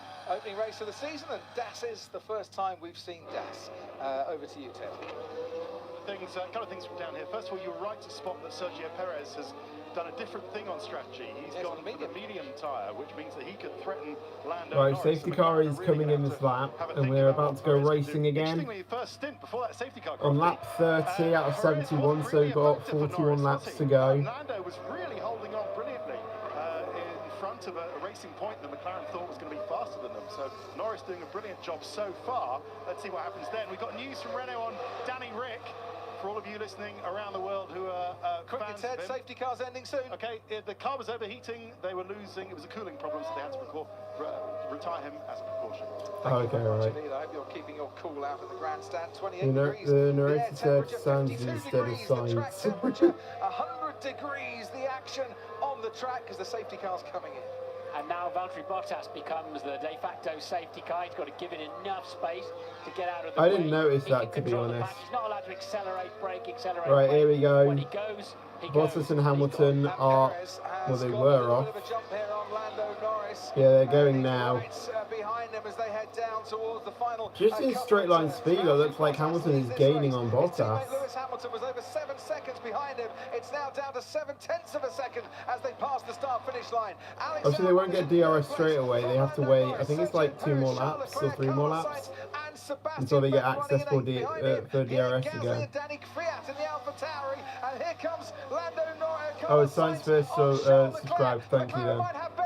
Coming up towards turn 3. They're going wheel to wheel. Leclerc's on the inside. Lando Norris got past Sergio Perez. Oh, Charles Leclerc's gone round. Oh, no, wait, that's Vettel. Sebastian Vettel spun round by the man who's replacing him at Ferrari. Yeah, and Leclerc and Sainz teammates next year. I'm sorry, but Sebastian Vettel put his nose into place. Was it Carlos Sainz who went round or something? Sergio Perez is having a go at Lando Norris in the battle for 4th place. We watch Charles Leclerc. Norris has got that pink racing point all over his rear wing. Yeah, Vettel went round. Russell is into 12. My bet's gone off. Into 15th place. Well, we'll see another angle. What happened here? These two are clearly fighting. Yeah, it was him and Carlos Sainz, and then Carlos Sainz just tapped his front tyre and just spun him round. A clumsy move there. Try to go down the inside. No point in throwing that up there, and he, as I say, to be fair, I think Vettel could have slowed down a little bit. He just snapped into oversteer, which is why he couldn't slow down enough. If he didn't go into oversteer, he probably could have slowed that down. So I think race control would probably look at that at either a racing incident or give see, I don't know what Sainz could have done more, but then again, what could have Vettel have done more? We saw a moment ago, so they might just be looking at that, and also the incident between Sebastian Vettel and Carlos Sainz as well. Maybe Sainz could have left him a bit more space. Or not, Martin. I don't know, but then I don't know. I'm saying racing incident on that. Might be your fault as well. I'm sorry, but I can't show the race, I'm afraid. Oh, Bottas has just set a fastest lap of 108.73. Hamilton's losing time now. Just ahead, Roman Grosjean. Yeah, exactly. He didn't cheat engine. George Russell. We've not really talked about George Russell, but currently 12th in this race. He's on the hard compound tyre. Williams with a much better pace this year. Still not quite where they want to be, but Russell having a very good race. But Hamilton's losing pace now. I think off a restart, Bottas is quicker, but then over time, Hamilton gets the rhythm. 39 laps to the end of this race, just fine, wouldn't you? Well, on Friday, Perez was the second you can see the race after seeing his shiny teeth. I don't have shiny teeth. Turn 4, Sergio Perez has put the racing point up into 4th place. He was the second fastest driver on the medium tyres in the Friday long runs, although the temperature was much different. Pirelli say they can do 45 laps. That would easily get us to the end of the race. No investigation necessary. Vettel and Sainz. Yeah, no investigation necessary. It was Seb's fault, and he took so I'm guessing just racing incident. Really hinder Carlos Carlos Sainz. Out in front, 1.2 seconds as Valtteri Bottas puts in a new fastest lap of this race, and he gets himself. Well, Bottas has gone quicker. A 108.5. Wow. Running nicely in third, but now has Sergio Perez chasing after him. Tell you what, the Ferrari looks better on Come on, Hamilton. compound tyres. Get up there. Does somewhat. Charles Leclerc, eyes focused on the car in front, which is Lando Norris in the McLaren. Sergio Perez not exactly pulling away from Lando Norris. Maybe a bit of DRS is helping Norris just stay in touch a little bit there. Carlos Sainz behind Leclerc, of course. If you're Carlos Sainz, it's the first time we've had a chance to talk about this. You know you're going to be teammates with Leclerc next year. You can't afford any niceties in the next few races, though, can you? No, he's wearing a McLaren team shirt, and if I know young Carlos, and I do, he will drive the wheels off that McLaren Leclerc is up until to the final corner of the final lap, and he'll change the chip and become a Ferrari driver, and it is inevitable. We start the season knowing. Oh, Hamilton's just set a fastest lap, so Hamilton has now found pace. To Ferrari. What's it going to be? What's the telemetry? A 108.2. Wow. There will be contact between people. It shows they're not letting off. Driving for that team in the future. I want to use my engine when I can. So this will soon be turning both cars down. Perhaps they've got engine life. Ooh. So, one of the things you have to watch out for is reliability. You only get a certain amount of power units during the course of the season, and all the teams put reliability sometimes ahead of performance. They have to, otherwise they take the pain. This is Lewis saying, I've still got some sweets left. Has he got any sweets left? Because I want track position now.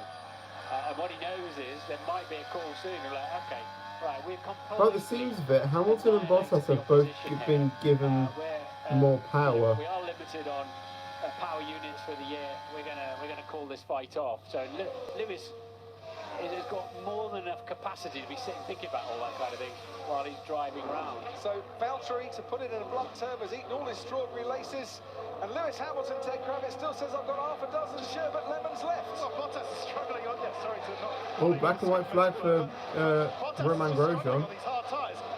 Track limits.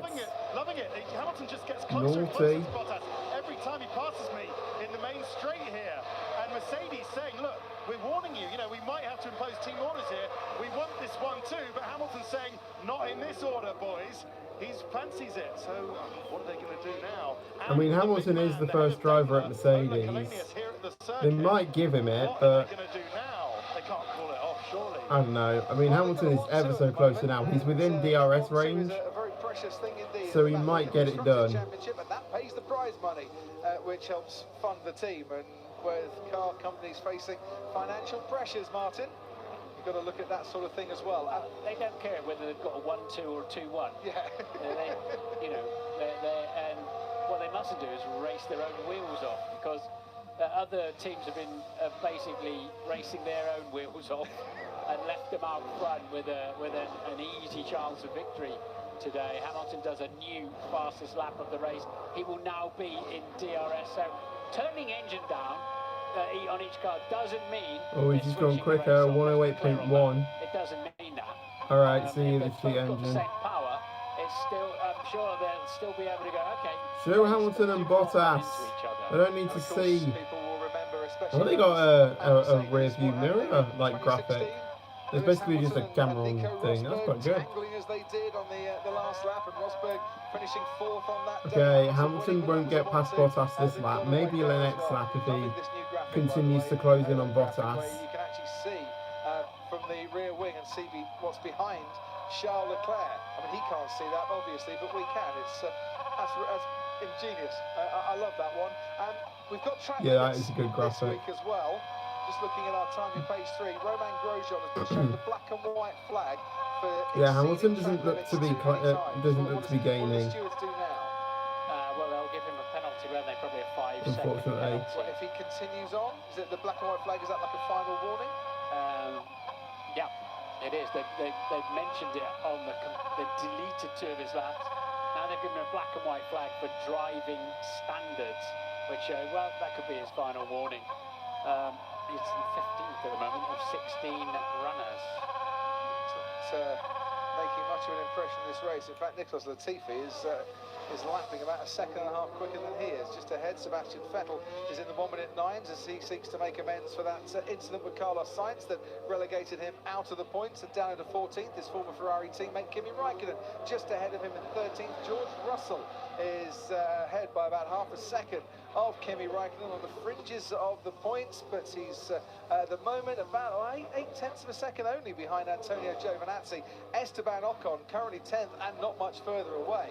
And if I was sat down at Williams at the moment, the way this race is going, Martin, I'd be thinking Verstappen's out, Ricciardo's out, Stroll's out, Magnussen's out, a couple more, and that'd be very nice. We'll have a point, please. Good for him. He's driven very well this week. Or something like Vettel or Grosjean, though. Just into the points for Renault at the moment, and Leclerc is in a McLaren sandwich. Or is Leclerc the meat in a McLaren sandwich? Yes. Right, Hamilton is on the verge of getting out of DRS range. Shaken, vibrated by the rumble strips as Esteban Ocon takes to the curbs once again. Danny Kvyat just ahead of him. We're up to about 200 miles an hour down the pit lane straight. Yeah, Gasly in 8th, Danny Kvyat in 9th. Yeah, Hamilton might go out of DRS range. They'll consider that a decent point.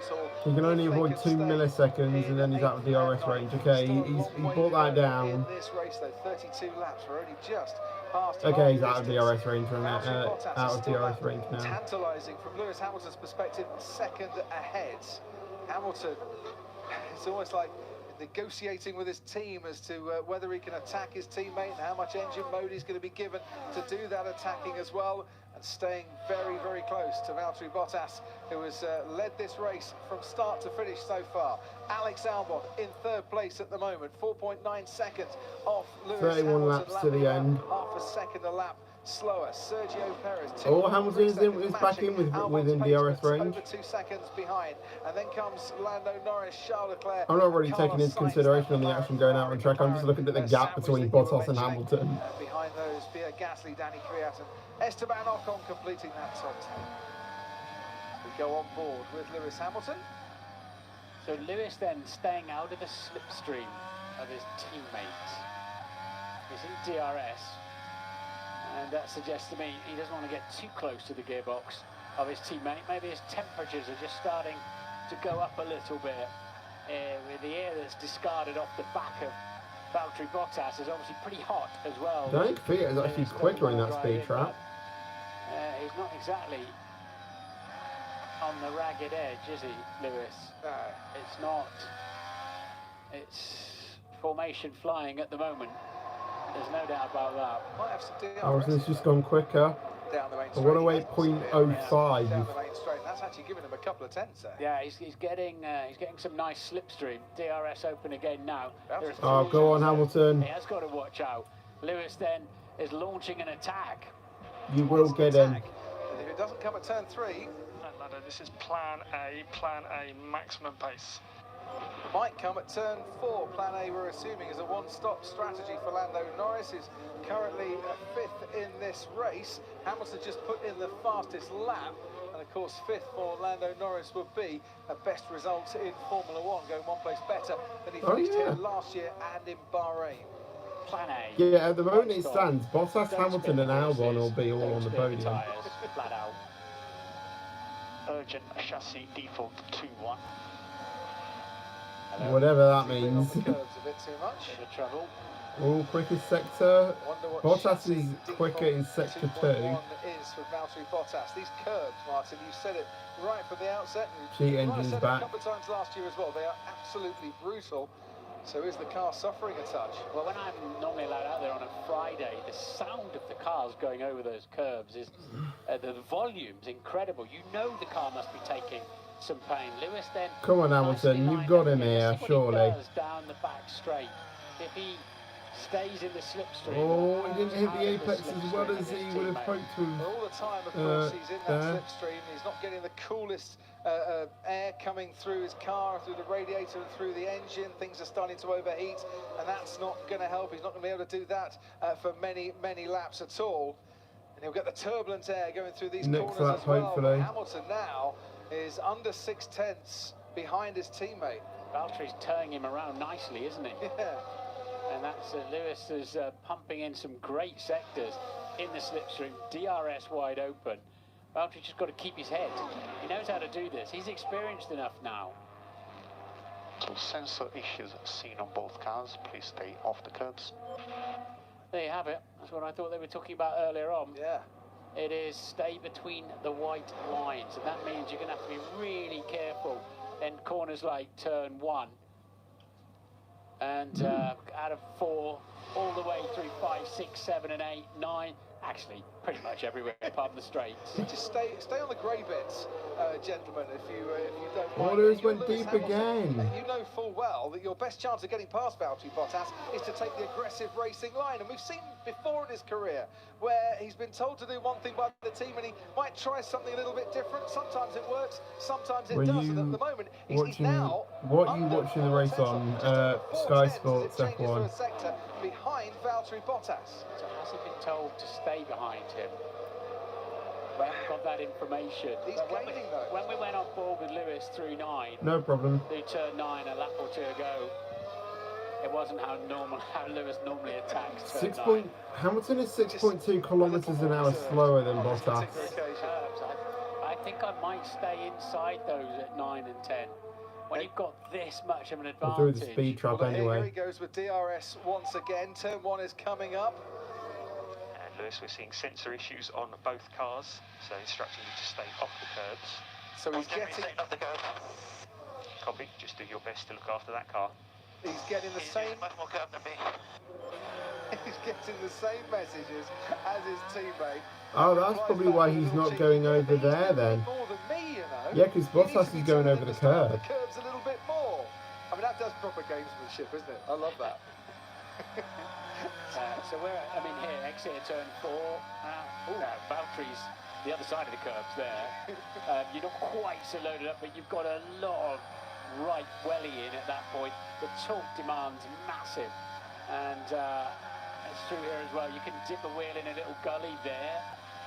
I'm surprised they're not staying off these bits, and particularly 9 and 10. Let's see, I think they'll run all the way down the hill on the curb. There and there, the second bit of the curb. Curb on the inside, full beans on the outside. That's not staying off the curbs, is it? The team will be on to them again. Yeah, I'm just thinking that. If they're supposed to be staying off the curb, then why the hell are they pushing it like that? In the way that the team would want him to do. Ted, be prepared to be interrupted in case he gets a bit closer, but we want to go to you. Well, do you want to take him to turn 3, Crofty? No, it's okay. He's too far behind on this occasion. Okay, yeah, so much closer the lap before. But if you remember, before qualifying, Bottas had that hydraulic problem. So the suggestion was in the pit lane that it was riding the curbs in free practice 3 that had given Bottas... 2 seconds, Ted. It's just to reiterate, this is gearbox sensor, this not suspension.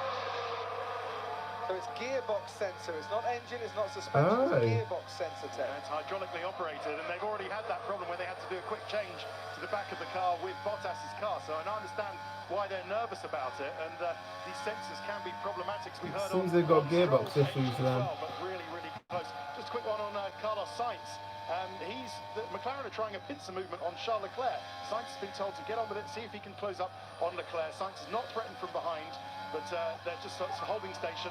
Norris, Leclerc, and then Sainz. And that gap now 1 second. It was down to about 0.4 of a second, and it's now exactly, or just over 1 second between Valtteri. Yeah, but Bottas is taking the curve slightly, so Bottas here, because their pace, Martin, is at more risk of DNFing than Hamilton. It's better for the team, isn't it? Not for us. We want to see racing. It's better for the team just to hold station if they can. They're in a different race. They were in a different race the moment that Max Verstappen, on his contrary strategy, dropped out. Curb. It's a noun. A stone edging to a pavement or raised path. That'd be the red and white bit. That's right, yes. Yeah. The raised bit that damages the gearbox of the car. And that you should walk on, not drive on. I did wonder where you were going when you got your dictionary out there. But no, absolutely.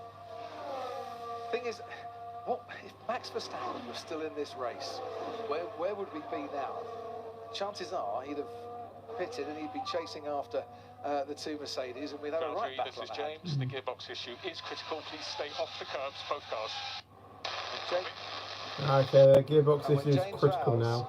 The senior strategy engineer. The gearbox issue is critical. Please stay off the curbs. That's both cars. So this is the red and white curbs as well, Lewis.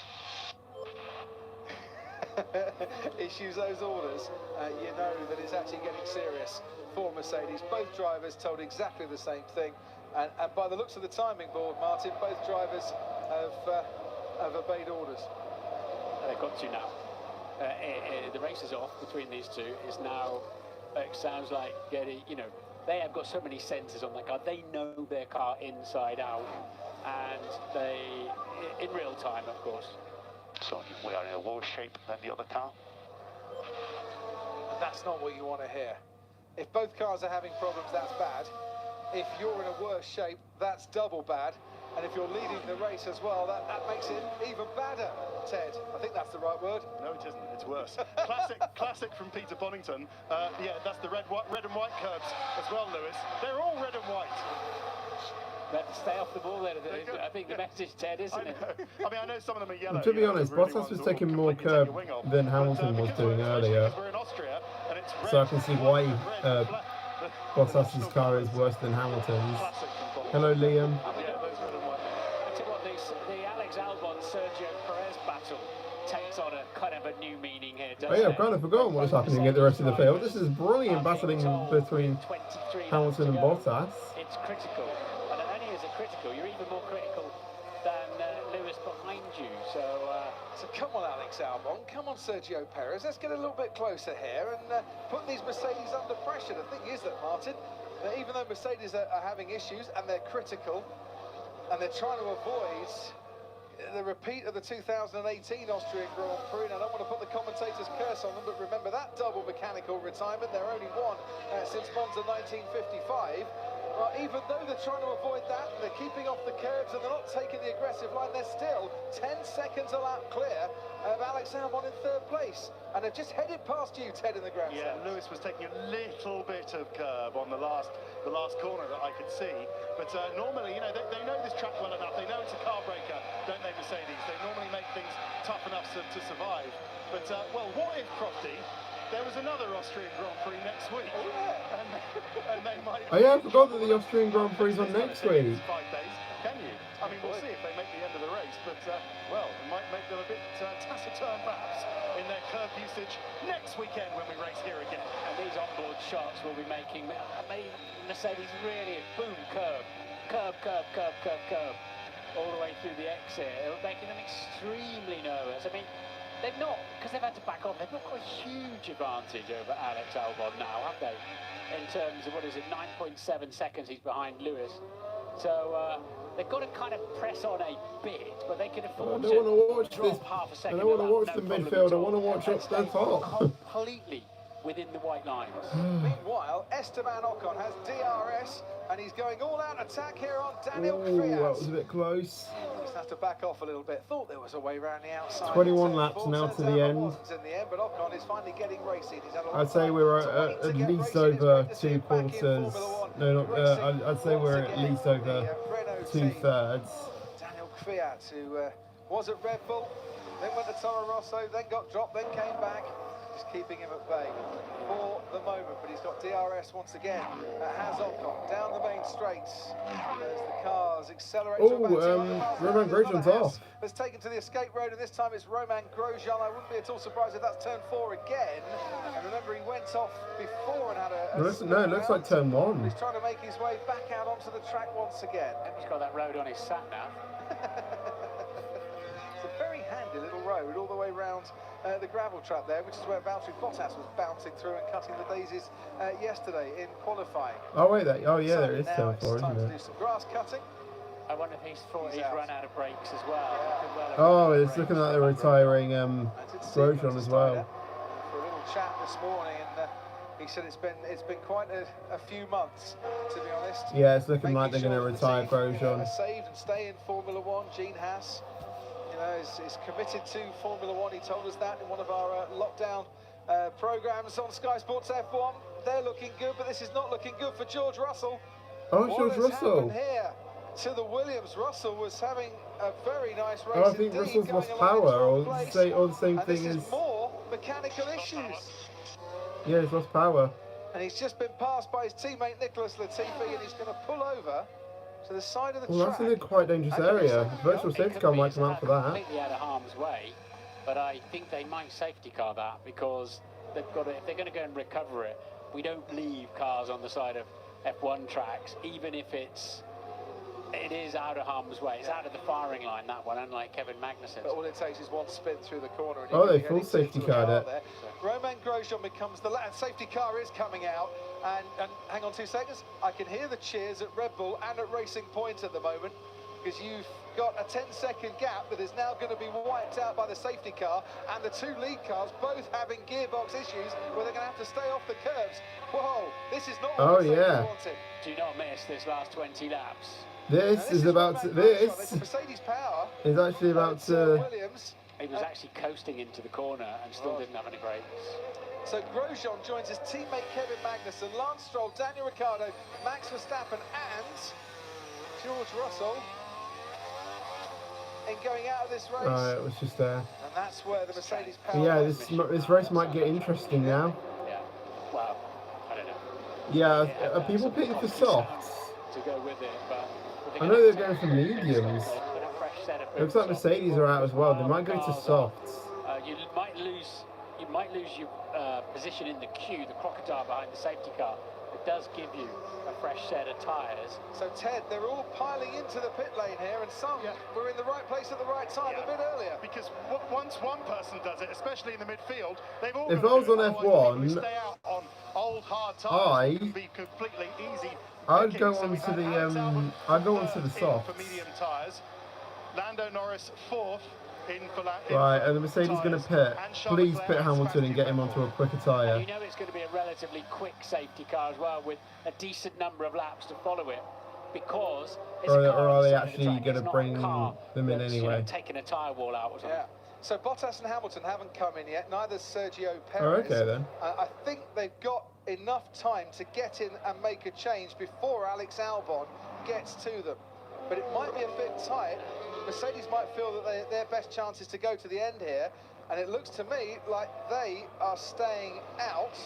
Will Sergio Perez decide to come in? I don't think he is. He wasn't in the pit lane, so he's got to stay out. So Alex Albon, who has pitted for a set of tyres, the soft compound tyre for Albon. They're not new softs, but they're certainly pacier than the medium or the hards ahead. Alex Albon is one to watch now at the restart, isn't he? Yeah, not got track position, but he's certainly got the new boots, as you rightly point out, Crofty. I need to just rest my legs for a minute. How hard dare Mercedes push on the restart? No, not constantly being stretched out. For Mercedes, how do you defend and find the pace to defend when you can't attack the curves that you need to find the pace to defend? They'll have to turn those engines back up to 11, won't they? Having turned them down, and then control the drivers. While Lewis Hamilton is well motivated to beat poleman Valtteri Bottas to the first win, the first season of 2020. But interesting thing for me is that McLaren couldn't double stack. For whatever reason. Carlos Sainz just come in a lap after. Okay, Ted, I'm just going to interrupt you. Christian Horner is with us now on the Red Bull pit wall. You might have just lost a place there, but you've got some fresh tyres, Christian, when we get racing. And well, we're rather looking forward to the restart here. Yeah, we've rolled the dice a little bit. We conceded a place, but yeah, we've strapped on a new set of the soft tyres. So hopefully that'll give him a good bit of grip for these last 20 or so laps. Perez will be quite quick in a straight line, but you must have heard all of the radio stuff from Mercedes. They're both carrying a gearbox issue, Christian. Yeah, I think obviously they've got some kind of issue that looks replicated on the Williams, obviously. So, yeah, hopefully it'll create a bit of an exciting finish to this race. So if we can get Alex in there as well. So, yeah, it could be a Grand Slam finish. And after what happened in Brazil at the back end of last year, you kind of think Alex Albon deserves a podium, don't you?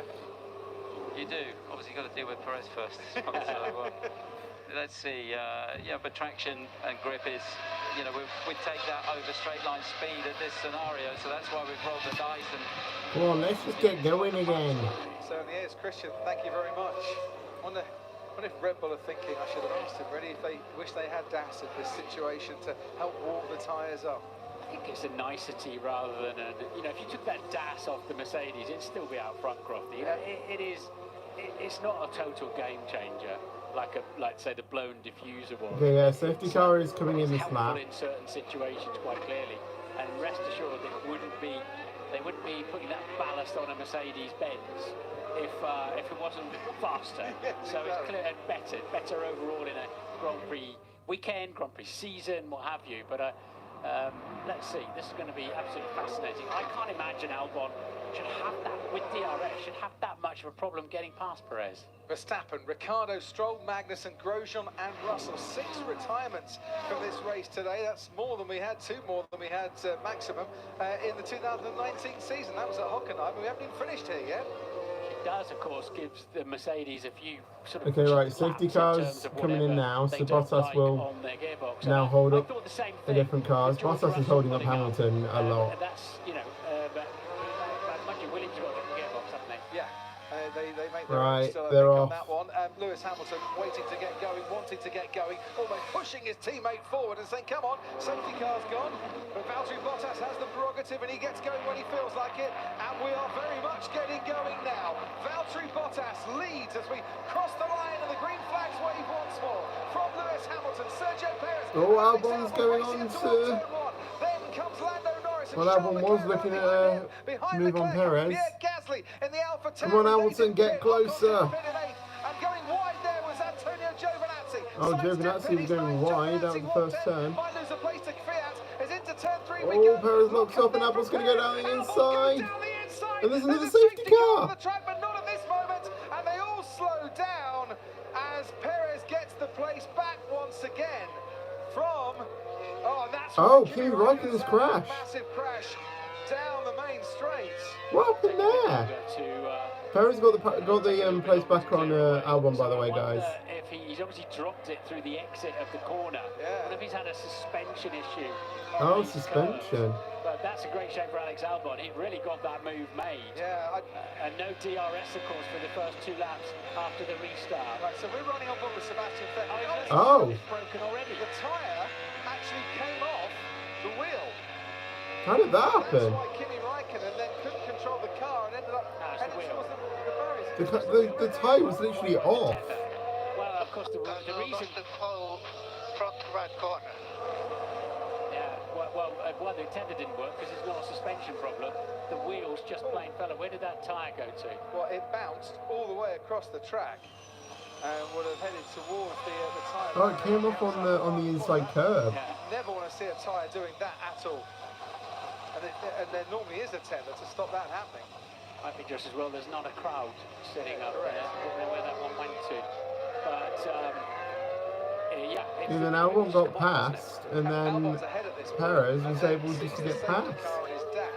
Like retake the position. But now the safety car's out, it's going to bunch everyone up together again. Had Albon made the move, should he stay ahead? Should he be allowed to stay ahead?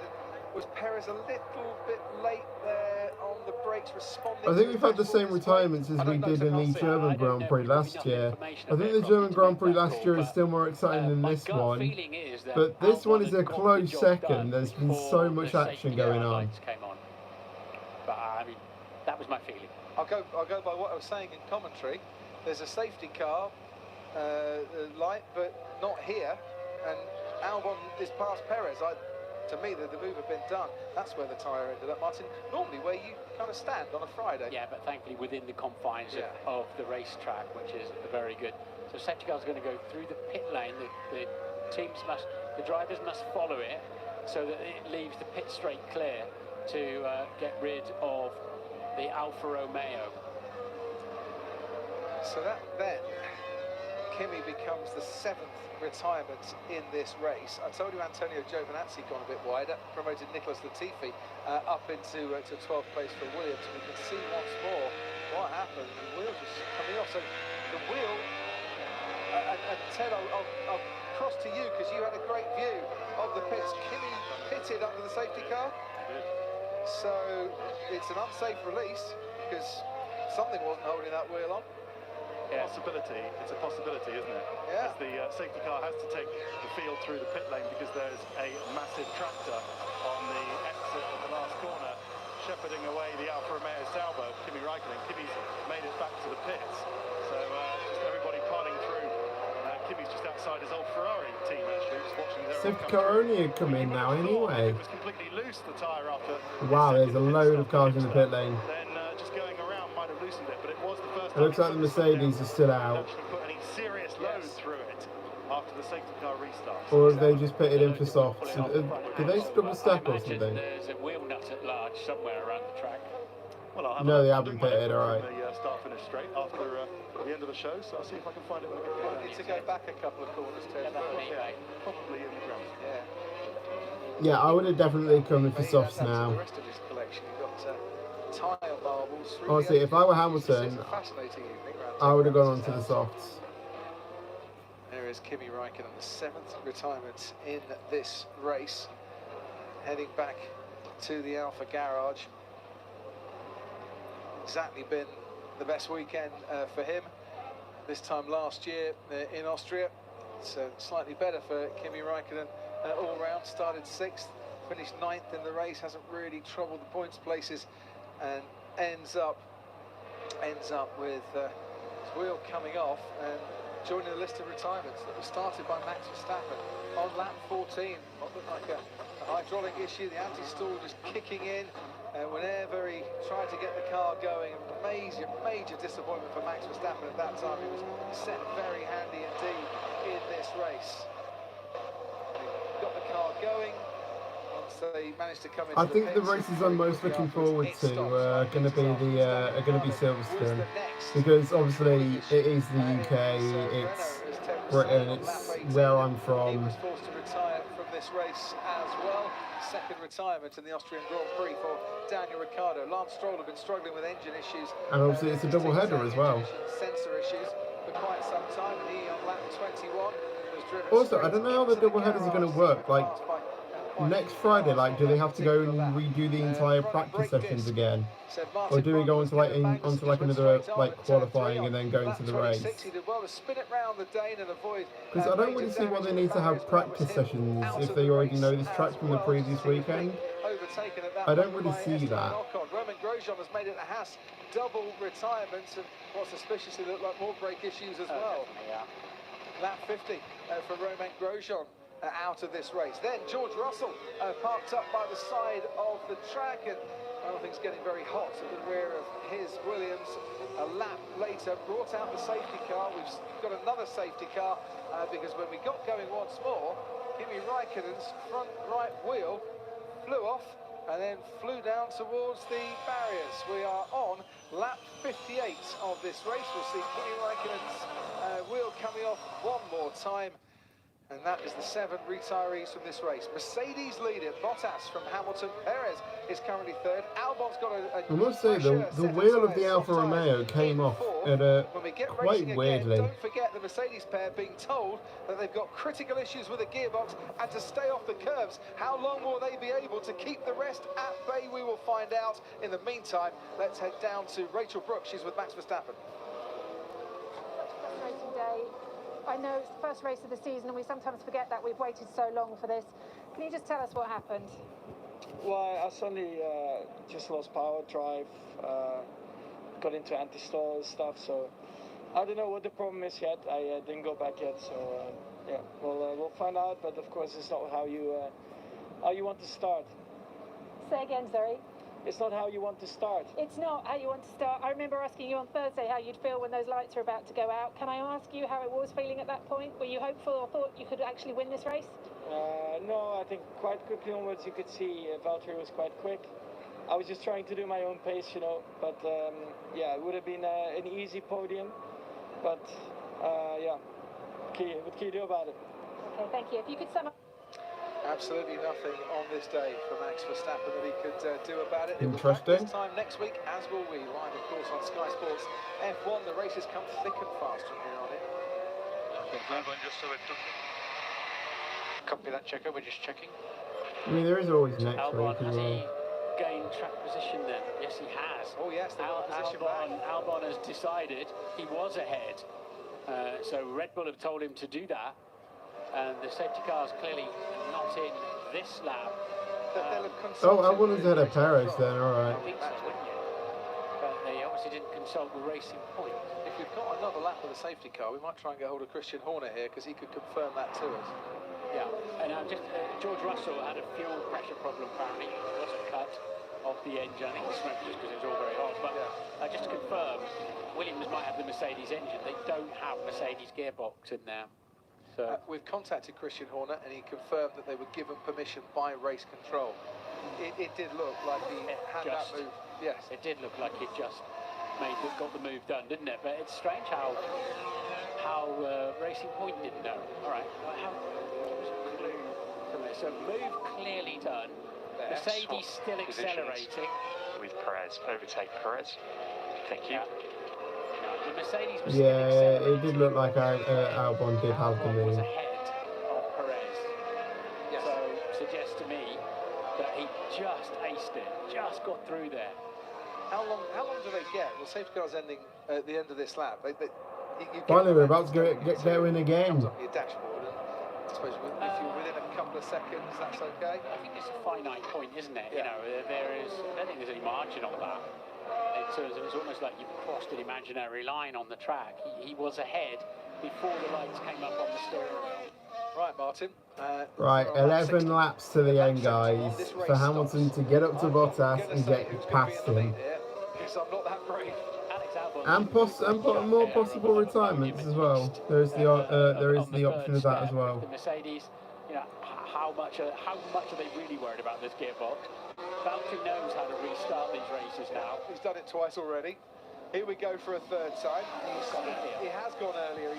He's bluffed, not double bluffed. He's bluffed on this one. There we go. Alex Albon right behind Lewis Hamilton here. Might just have to watch and defend a little bit. Bottas has got the jump on the lot of them, and he leads away once more across the start. But quite close to the safety car there. He nearly caught the safety car back up. Well, he did really, but luckily the safety car was in the pit lane. Into turn one, Bottas leads from Hamilton, from Albon, from Perez and Norris, the top five. Leclerc, Gasly, Ocon, Sainz and Kvyat completing the 10. Albon's chasing down Hamilton.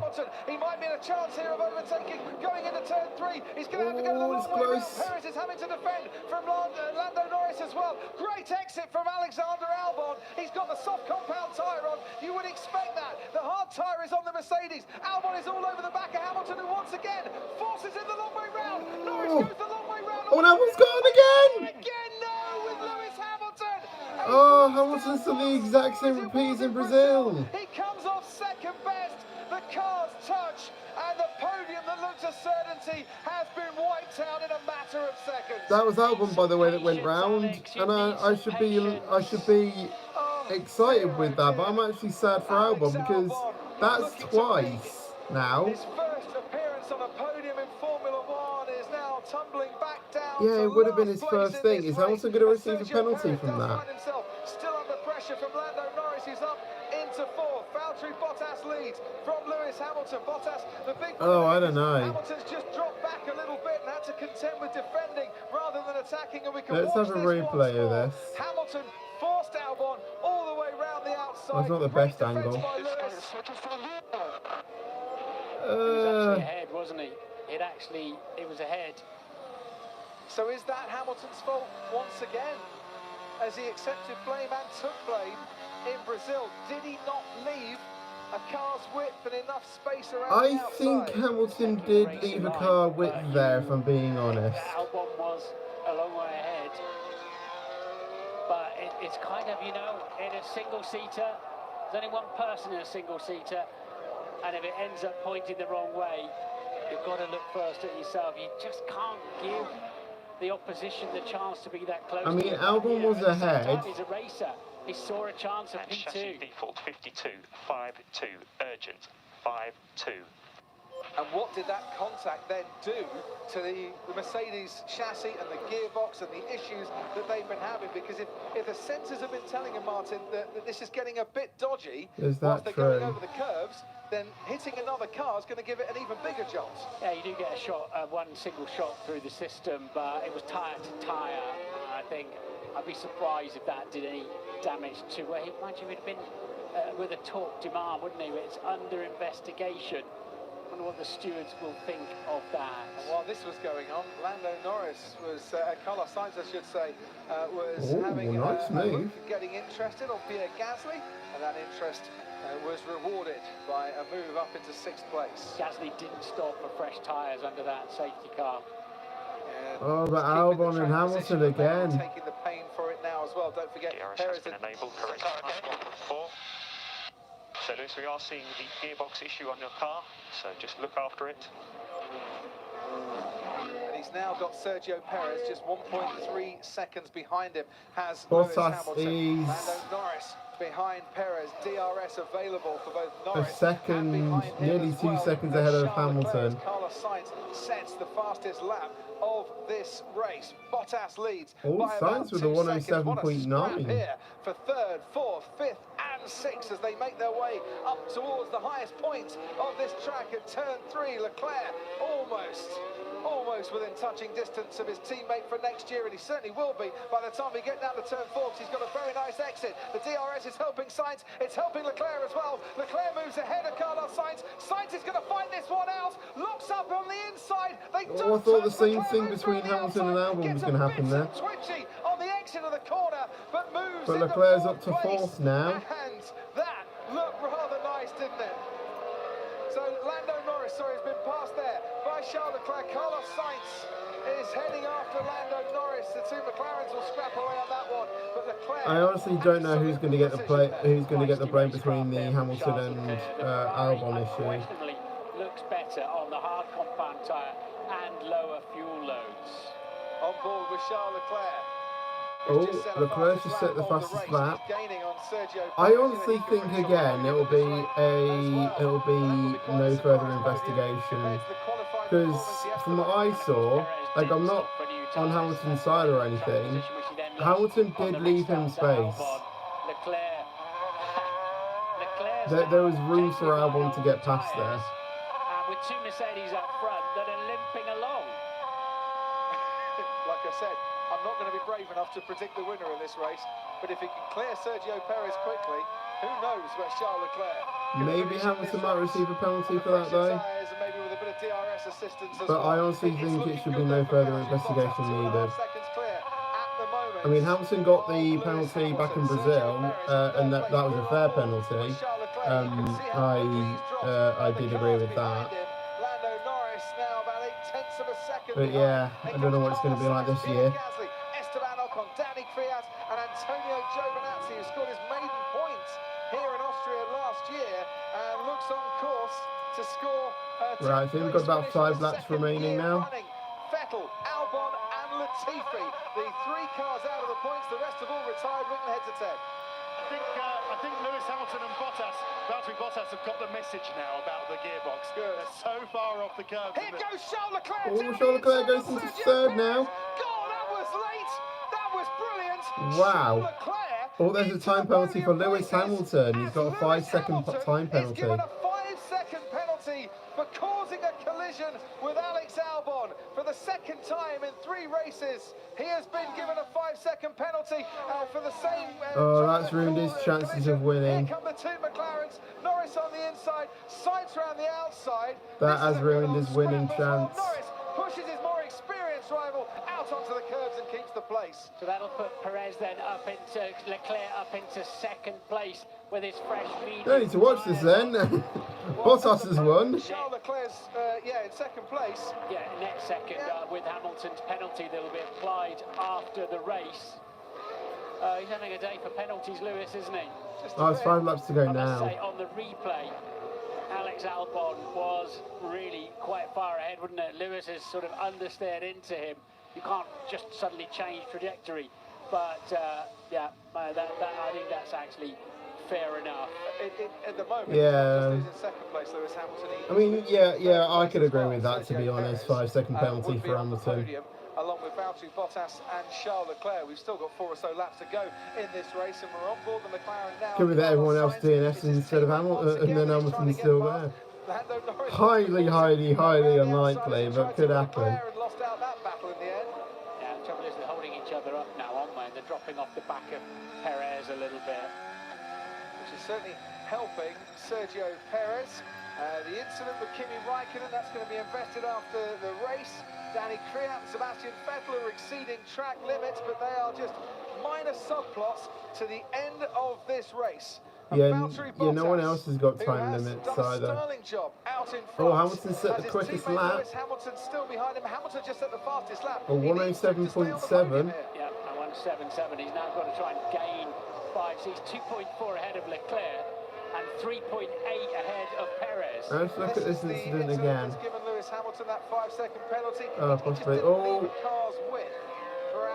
Okay, she's come up with the time penalty replay again. I hope that's for the same incident and not another one. Albon clearly ahead mid-corner. Oh, and Sergio Perez has got a 5-second penalty for speeding in the pit lane. That's going to help Lewis Hamilton out. Sebastian Vettel in a bit of a scrap here. Alex Albon, the car behind him. Daniel Kvyat, his former teammate, is the car Hamilton might. This is all about trying to get one third. Championship point in 10th place. It might be Bottas, Leclerc, Hamilton, Perez and Norris. Or Norris, then Perez. And McLaren might need to make a decision as well. Oh, Albon's got issues. He's slowing down. Bottas has just got the fastest lap. As well. I'm trying to do the maths here. I think Lando Norris is only about 3 or 4 tenths off the podium places as it stands at the moment with both Perez and Hamilton getting a Albon's penalty. Gone. So they might want to call off that. They might want to call off that McLaren battle because that's not helping Norris's pace. And if we're live on board, that is Norris and Perez. And Norris has managed to get past Sergio Perez, and it was a bit bumpy going into turn 3, but he's managed to do it, and Perez is tumbling. There is so much action on track right now. To add to his pain on this one, Bottas leads, Hamilton second on the road, but he gets a 5-second penalty. Then Leclerc, Norris, and Perez, who also gets a 5-second penalty. You're going to need a calculator and your set of binoculars and a pair of eyes to work out this Norris one. and Perez got 7 seconds behind penalties. Hamilton. No, he's not. He's 5.1 seconds behind Hamilton. And the door was wide open. Lando decided to walk through it. It was a bit clumsy, but job done. The door's wide open. And that's fair enough. That's fair enough. Well, we've seen Hamilton, Rosberg, and we've seen Verstappen, Leclerc at that corner. As there we have Sebastian Vettel getting past Daniel Kvyat and up into 10th place, where he's never finished before. Never finished in 10th place in any of the 240 previous Grand Prix. Lewis is coming back at Bottas. Oh, and an AlphaTauri of Daniel Kvyat. And Daniel Kvyat is out of the race. We've only got 11 runners now. Yeah, did he leave any debris on the track? But he was already having a big wow moment when he first came into view. What are you watching? I'm watching the 2020 Austrian Grand Prix. Read the title. And then we had 11 left. This is unbelievable. Nicholas Latifi is 1 place off for a points finish on his Formula 1 debut at the moment. And our Mercedes about to let Lewis Hamilton get past Valtteri Bottas to try and gain him. Oh, the tyre just punctured. How long is it? Well, it's 70. I don't know how long exactly it is, but it's probably about an hour and a half long. We've only got like a lap left, so. Also, I'm playing Minecraft. Awesome. It probably feels like a puncture from where he's sitting.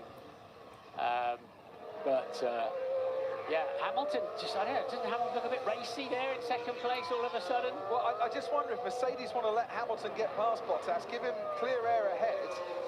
Yeah, Hamilton is not going to build up 5 seconds there. At the moment, they've got about 6-7 tenths in hand on Lando Norris. I built a tower on top of my mountain, okay. Because Hamilton's going to take a 5-second penalty, but that's what they've got to watch for, Mercedes. Yeah, that's a good point. That's a very good point, Crofty. Hamilton is not going to build up 5 seconds. Should they let Lewis past and try to find a bit more time? I think we're going to be okay. 71 laps out of 71 here. Chaos and carnage at times, but Valtteri Bottas. Alright, Bottas has won Hamilton second, but he'll get demoted to third, I think. Second place, he gets a 5-second penalty. Charles Leclerc, after a miserable weekend A miserable weekend so far for Ferrari. Gets on the podium. Oh no! Lando Norris gets on the podium for the Norris is on the podium. Because of Lewis Hamilton's penalty. He put in the fastest lap of the race. It's over. It's over now. Okay, so it's Bottas, Leclerc, Norris, Hamilton, Sainz, Perez, Gasly, Ocon, Giovinazzi, Vettel and Latifi.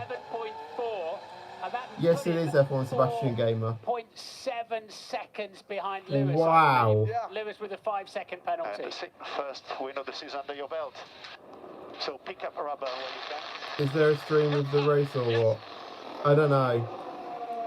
I'm watching it on Sky Sports. I'm so glad we're staying in Austria for the next few days because we've got so much to talk about after this. Wow. That's brilliant for McLaren.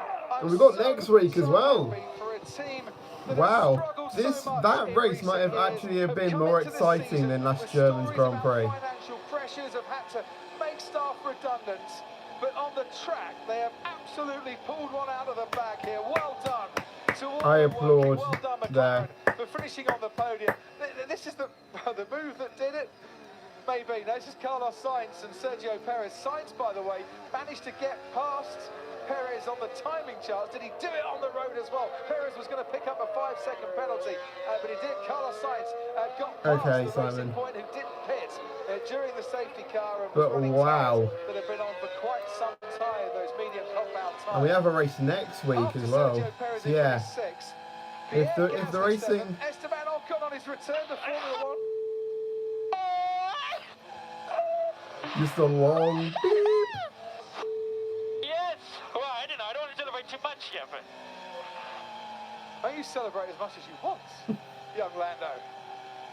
That's sensational. He's going to get... Yeah, Lando's only like 18, 19, isn't he? And it was a sensational... Zach Brown looks happy with it.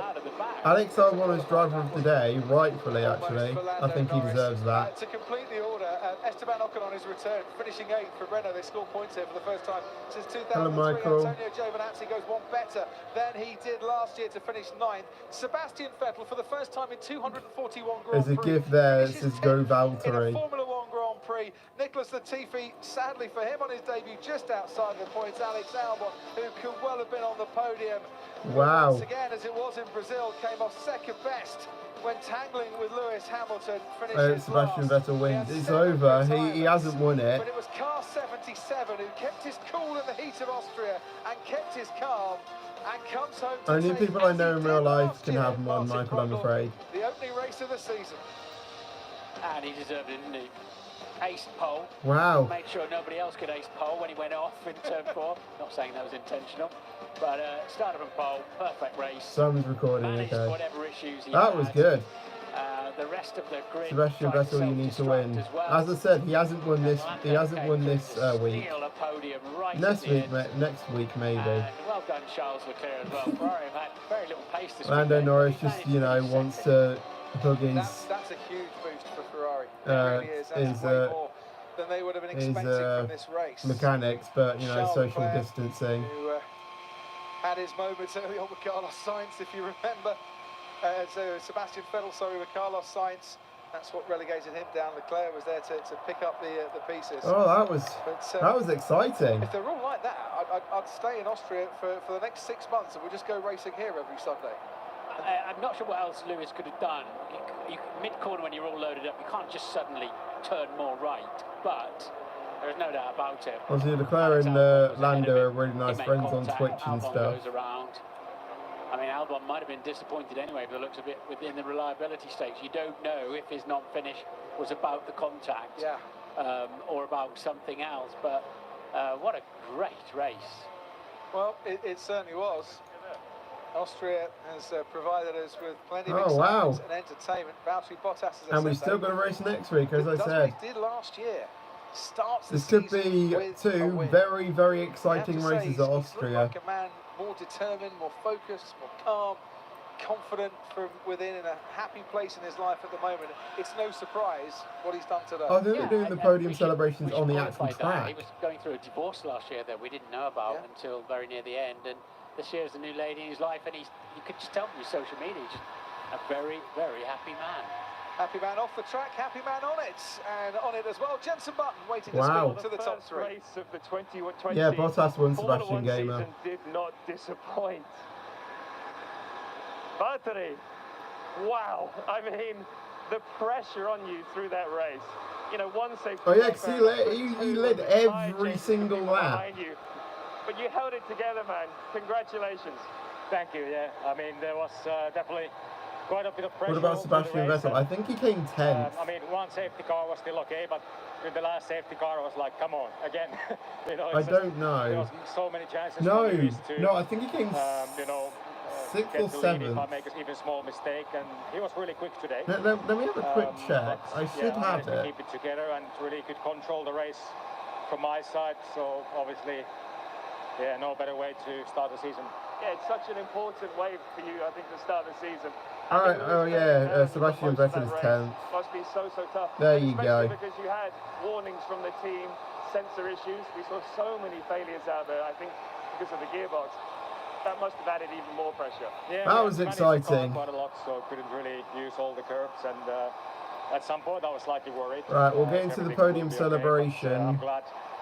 And then I'll end out the stream. I think in the team standings we're leading, so that's a very good start.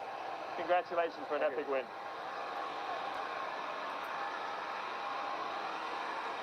We're streaming for 145 minutes. It might be 150 minutes after everything.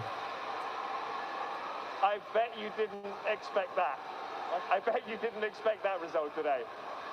Well, I did not expect it either. Oh yeah, Charles Leclerc went from 9. A huge surprise, but a good one. When is the next race? It's next weekend at Austria as well, the same track. I think we did everything perfect today, to be honest, to finish second. We had a little bit of luck, obviously, with Lewis's penalty, some crashes here and there, but it's part of the race too, and yeah. And man, that was exciting. Take every opportunity we had, even though we didn't. Honestly, on the first lap of the Formula 2 and Formula 3 races, there were like a few crashes on lap 1, and when I saw the Formula 1 and when I saw this race going through the first turn, not having any incidents, I thought this was probably just going to be a boring race. Wow, I was wrong. Work as a team, and I'm pretty sure we'll come back where we want, but it will take time. Yeah, you still made. Can I eat my daily lemon now? You could have eaten your daily lemon every single time. Any time. You seem to take that opportunity, and it seems that when you're in the position you are, you really have to. Yeah, I wanted to be very aggressive because at every safety car I was seeing, I was struggling. In exit of turn 1 all the way to turn 3. I knew there was no opportunity for me here, but I knew that my opportunity will come if someone will do a mistake. And Lando slowed down a little bit with you like sour, fair enough. And the other one, I'm not really a fan of citrus stuff, but yeah. Pretty tough, but I really enjoyed it. Congratulations, Charles. Thank you. Where is Lando? I really want to give you a hug now, mate, but I can't. No words. I mean, awesome. You know, a fantastic race. You guys were always near the front. Yeah. But you got there in the end. You got that first podium. How does it feel? I don't know. I'm speechless, I think. There's a few points in the race. This is his second year as well, Lando Norris. Fudged it up quite a bit. His second ever year in Formula 1, and he's already got one podium. Carlos was almost getting past me, but I didn't give up, and I managed to get back past Perez. And I ended up on the podium, so yeah, I mean, it was a long race. But yeah, I kept going, kept trying to give it my all. A pretty cool last few laps, having to push as much as I can. I honestly think Lando is going to be the next Lewis Hamilton. I'm so happy, I'm proud of the team, considering where I we hope were Sebastian Vettel wins the next race. Well, if he doesn't have a repeat of what happened this year, then he might have a good chance. But looking at Bottas's form, and possibly Hamilton's as well, obviously, when you lose your rhythm round, there might be some racing between those three. Passed by Carlos, but then you came back so strong, and you attacked Checo, very aggressive, but it had to be done, I guess, to get within the 5-second limit of Lewis in front. And also, you must have a message for this team that has produced this great car for you here this weekend. I mean, yeah, the last few laps, when I had to get past Checo, I just knew he had a 5-second penalty, but nothing more than that. And I always seemed to struggle when I was close to the cars ahead. I always seemed more vulnerable to the guys behind. So I knew I had to, not just because of Lewis, because I didn't know at that time, but I knew I had to try and get past him. And then it was the Lewis penalty that came up, so then I had to, turn it up a little bit and start pushing. But like you said, it's a lot about rhythm here, and I had 3 really tough laps locking up, and it was going downhill quite quickly. But I recovered well, I think, and I'm here, so I'm very happy. Congratulations, Lando. I dare say Lando Norris is going to sleep well tonight when he finally does go to sleep. I dare say that young man is not going to have such sweet dreams. And I do feel for Alex Albon, as once again he was in the opportunity for his dreams to come true and stand on a Formula 1 podium, and once again he has the nightmare of tumbling down the order after tangling with the same driver. Well, it's good company to be keeping, isn't it? Yeah. You know, wheel to wheel with Lewis Hamilton in 2 out of 3 races. And yeah, he's just somehow got to I'm not blaming him on that, because I think the penalty for Lewis is absolutely right. But as I said, a single seater only has 1 driver in it. You've got to defend your car as well as use it to attack others. So McLaren making a habit of celebrating podiums on a non-usual Formula 1 podium at the moment. If you remember, in Brazil, Carlos Sainz did go on the podium eventually, but it was about 2.5, 3 hours after the race. Today, Lando Norris gets to stand on the makeshift podium because we're not using the main one, and everything being Lando Norris is on third. the grids.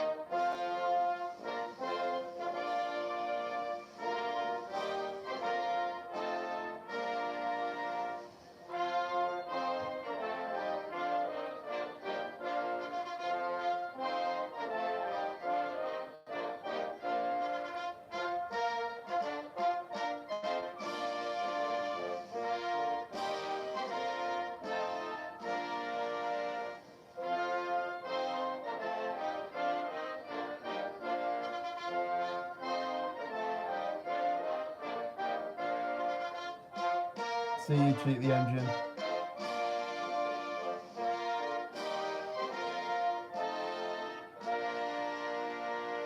Yeah, you were indeed cheat the engine. I don't know why you're saying good luck to me.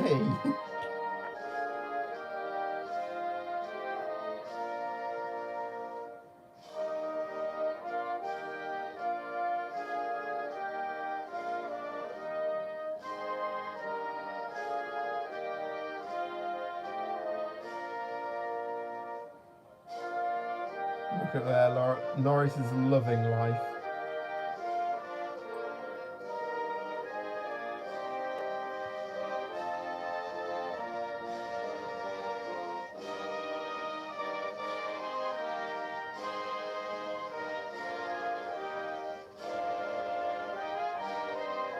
Norris just soaking it all in.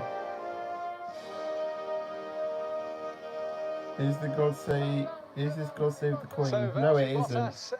Repeats what he did in 2017 here in Austria, taking pole and taking the win as well. This the 8th win in his career, and for the 2nd season running, he starts the season with a victory.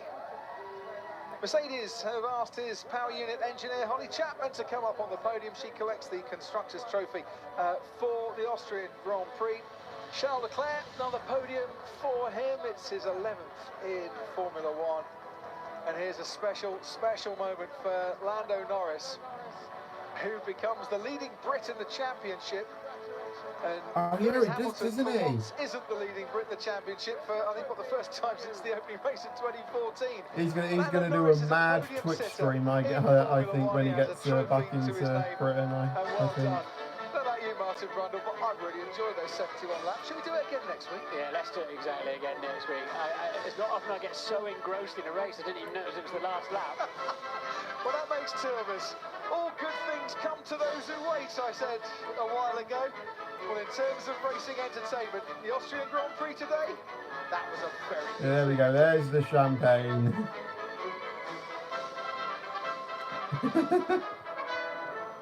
All over his engineers. Well, hands up if you enjoyed that. What a way to get going in 2020. It was worth the wait in the end. Lando Norris, the 3rd youngest podium sitter of all time. Incredible achievement by him. And what a lap taking fastest lap to boot. So 16 points already to his name. McLaren will be very, very happy with that. Could Mercedes have done anything clever on that last lap to get Lewis just ahead of Valtteri Bottas and keep him more than 5 seconds ahead? Well, we'll discuss that. But Charles Leclerc as well, incredible effort by him, considering how far they were. Next race I need to know? I said it's next weekend. Position yesterday. It was a great effort by Charles Leclerc, and it's such an eventful race and a nice gesture at the end by the three on the podium. Well done, Valtteri Bottas, who repeats the feat of 2017, but he dominated from start to finish, led from start to finish, and picks up the first win of the new season. That was a good race, that was. Right, so I think I'm going to end the stream out now.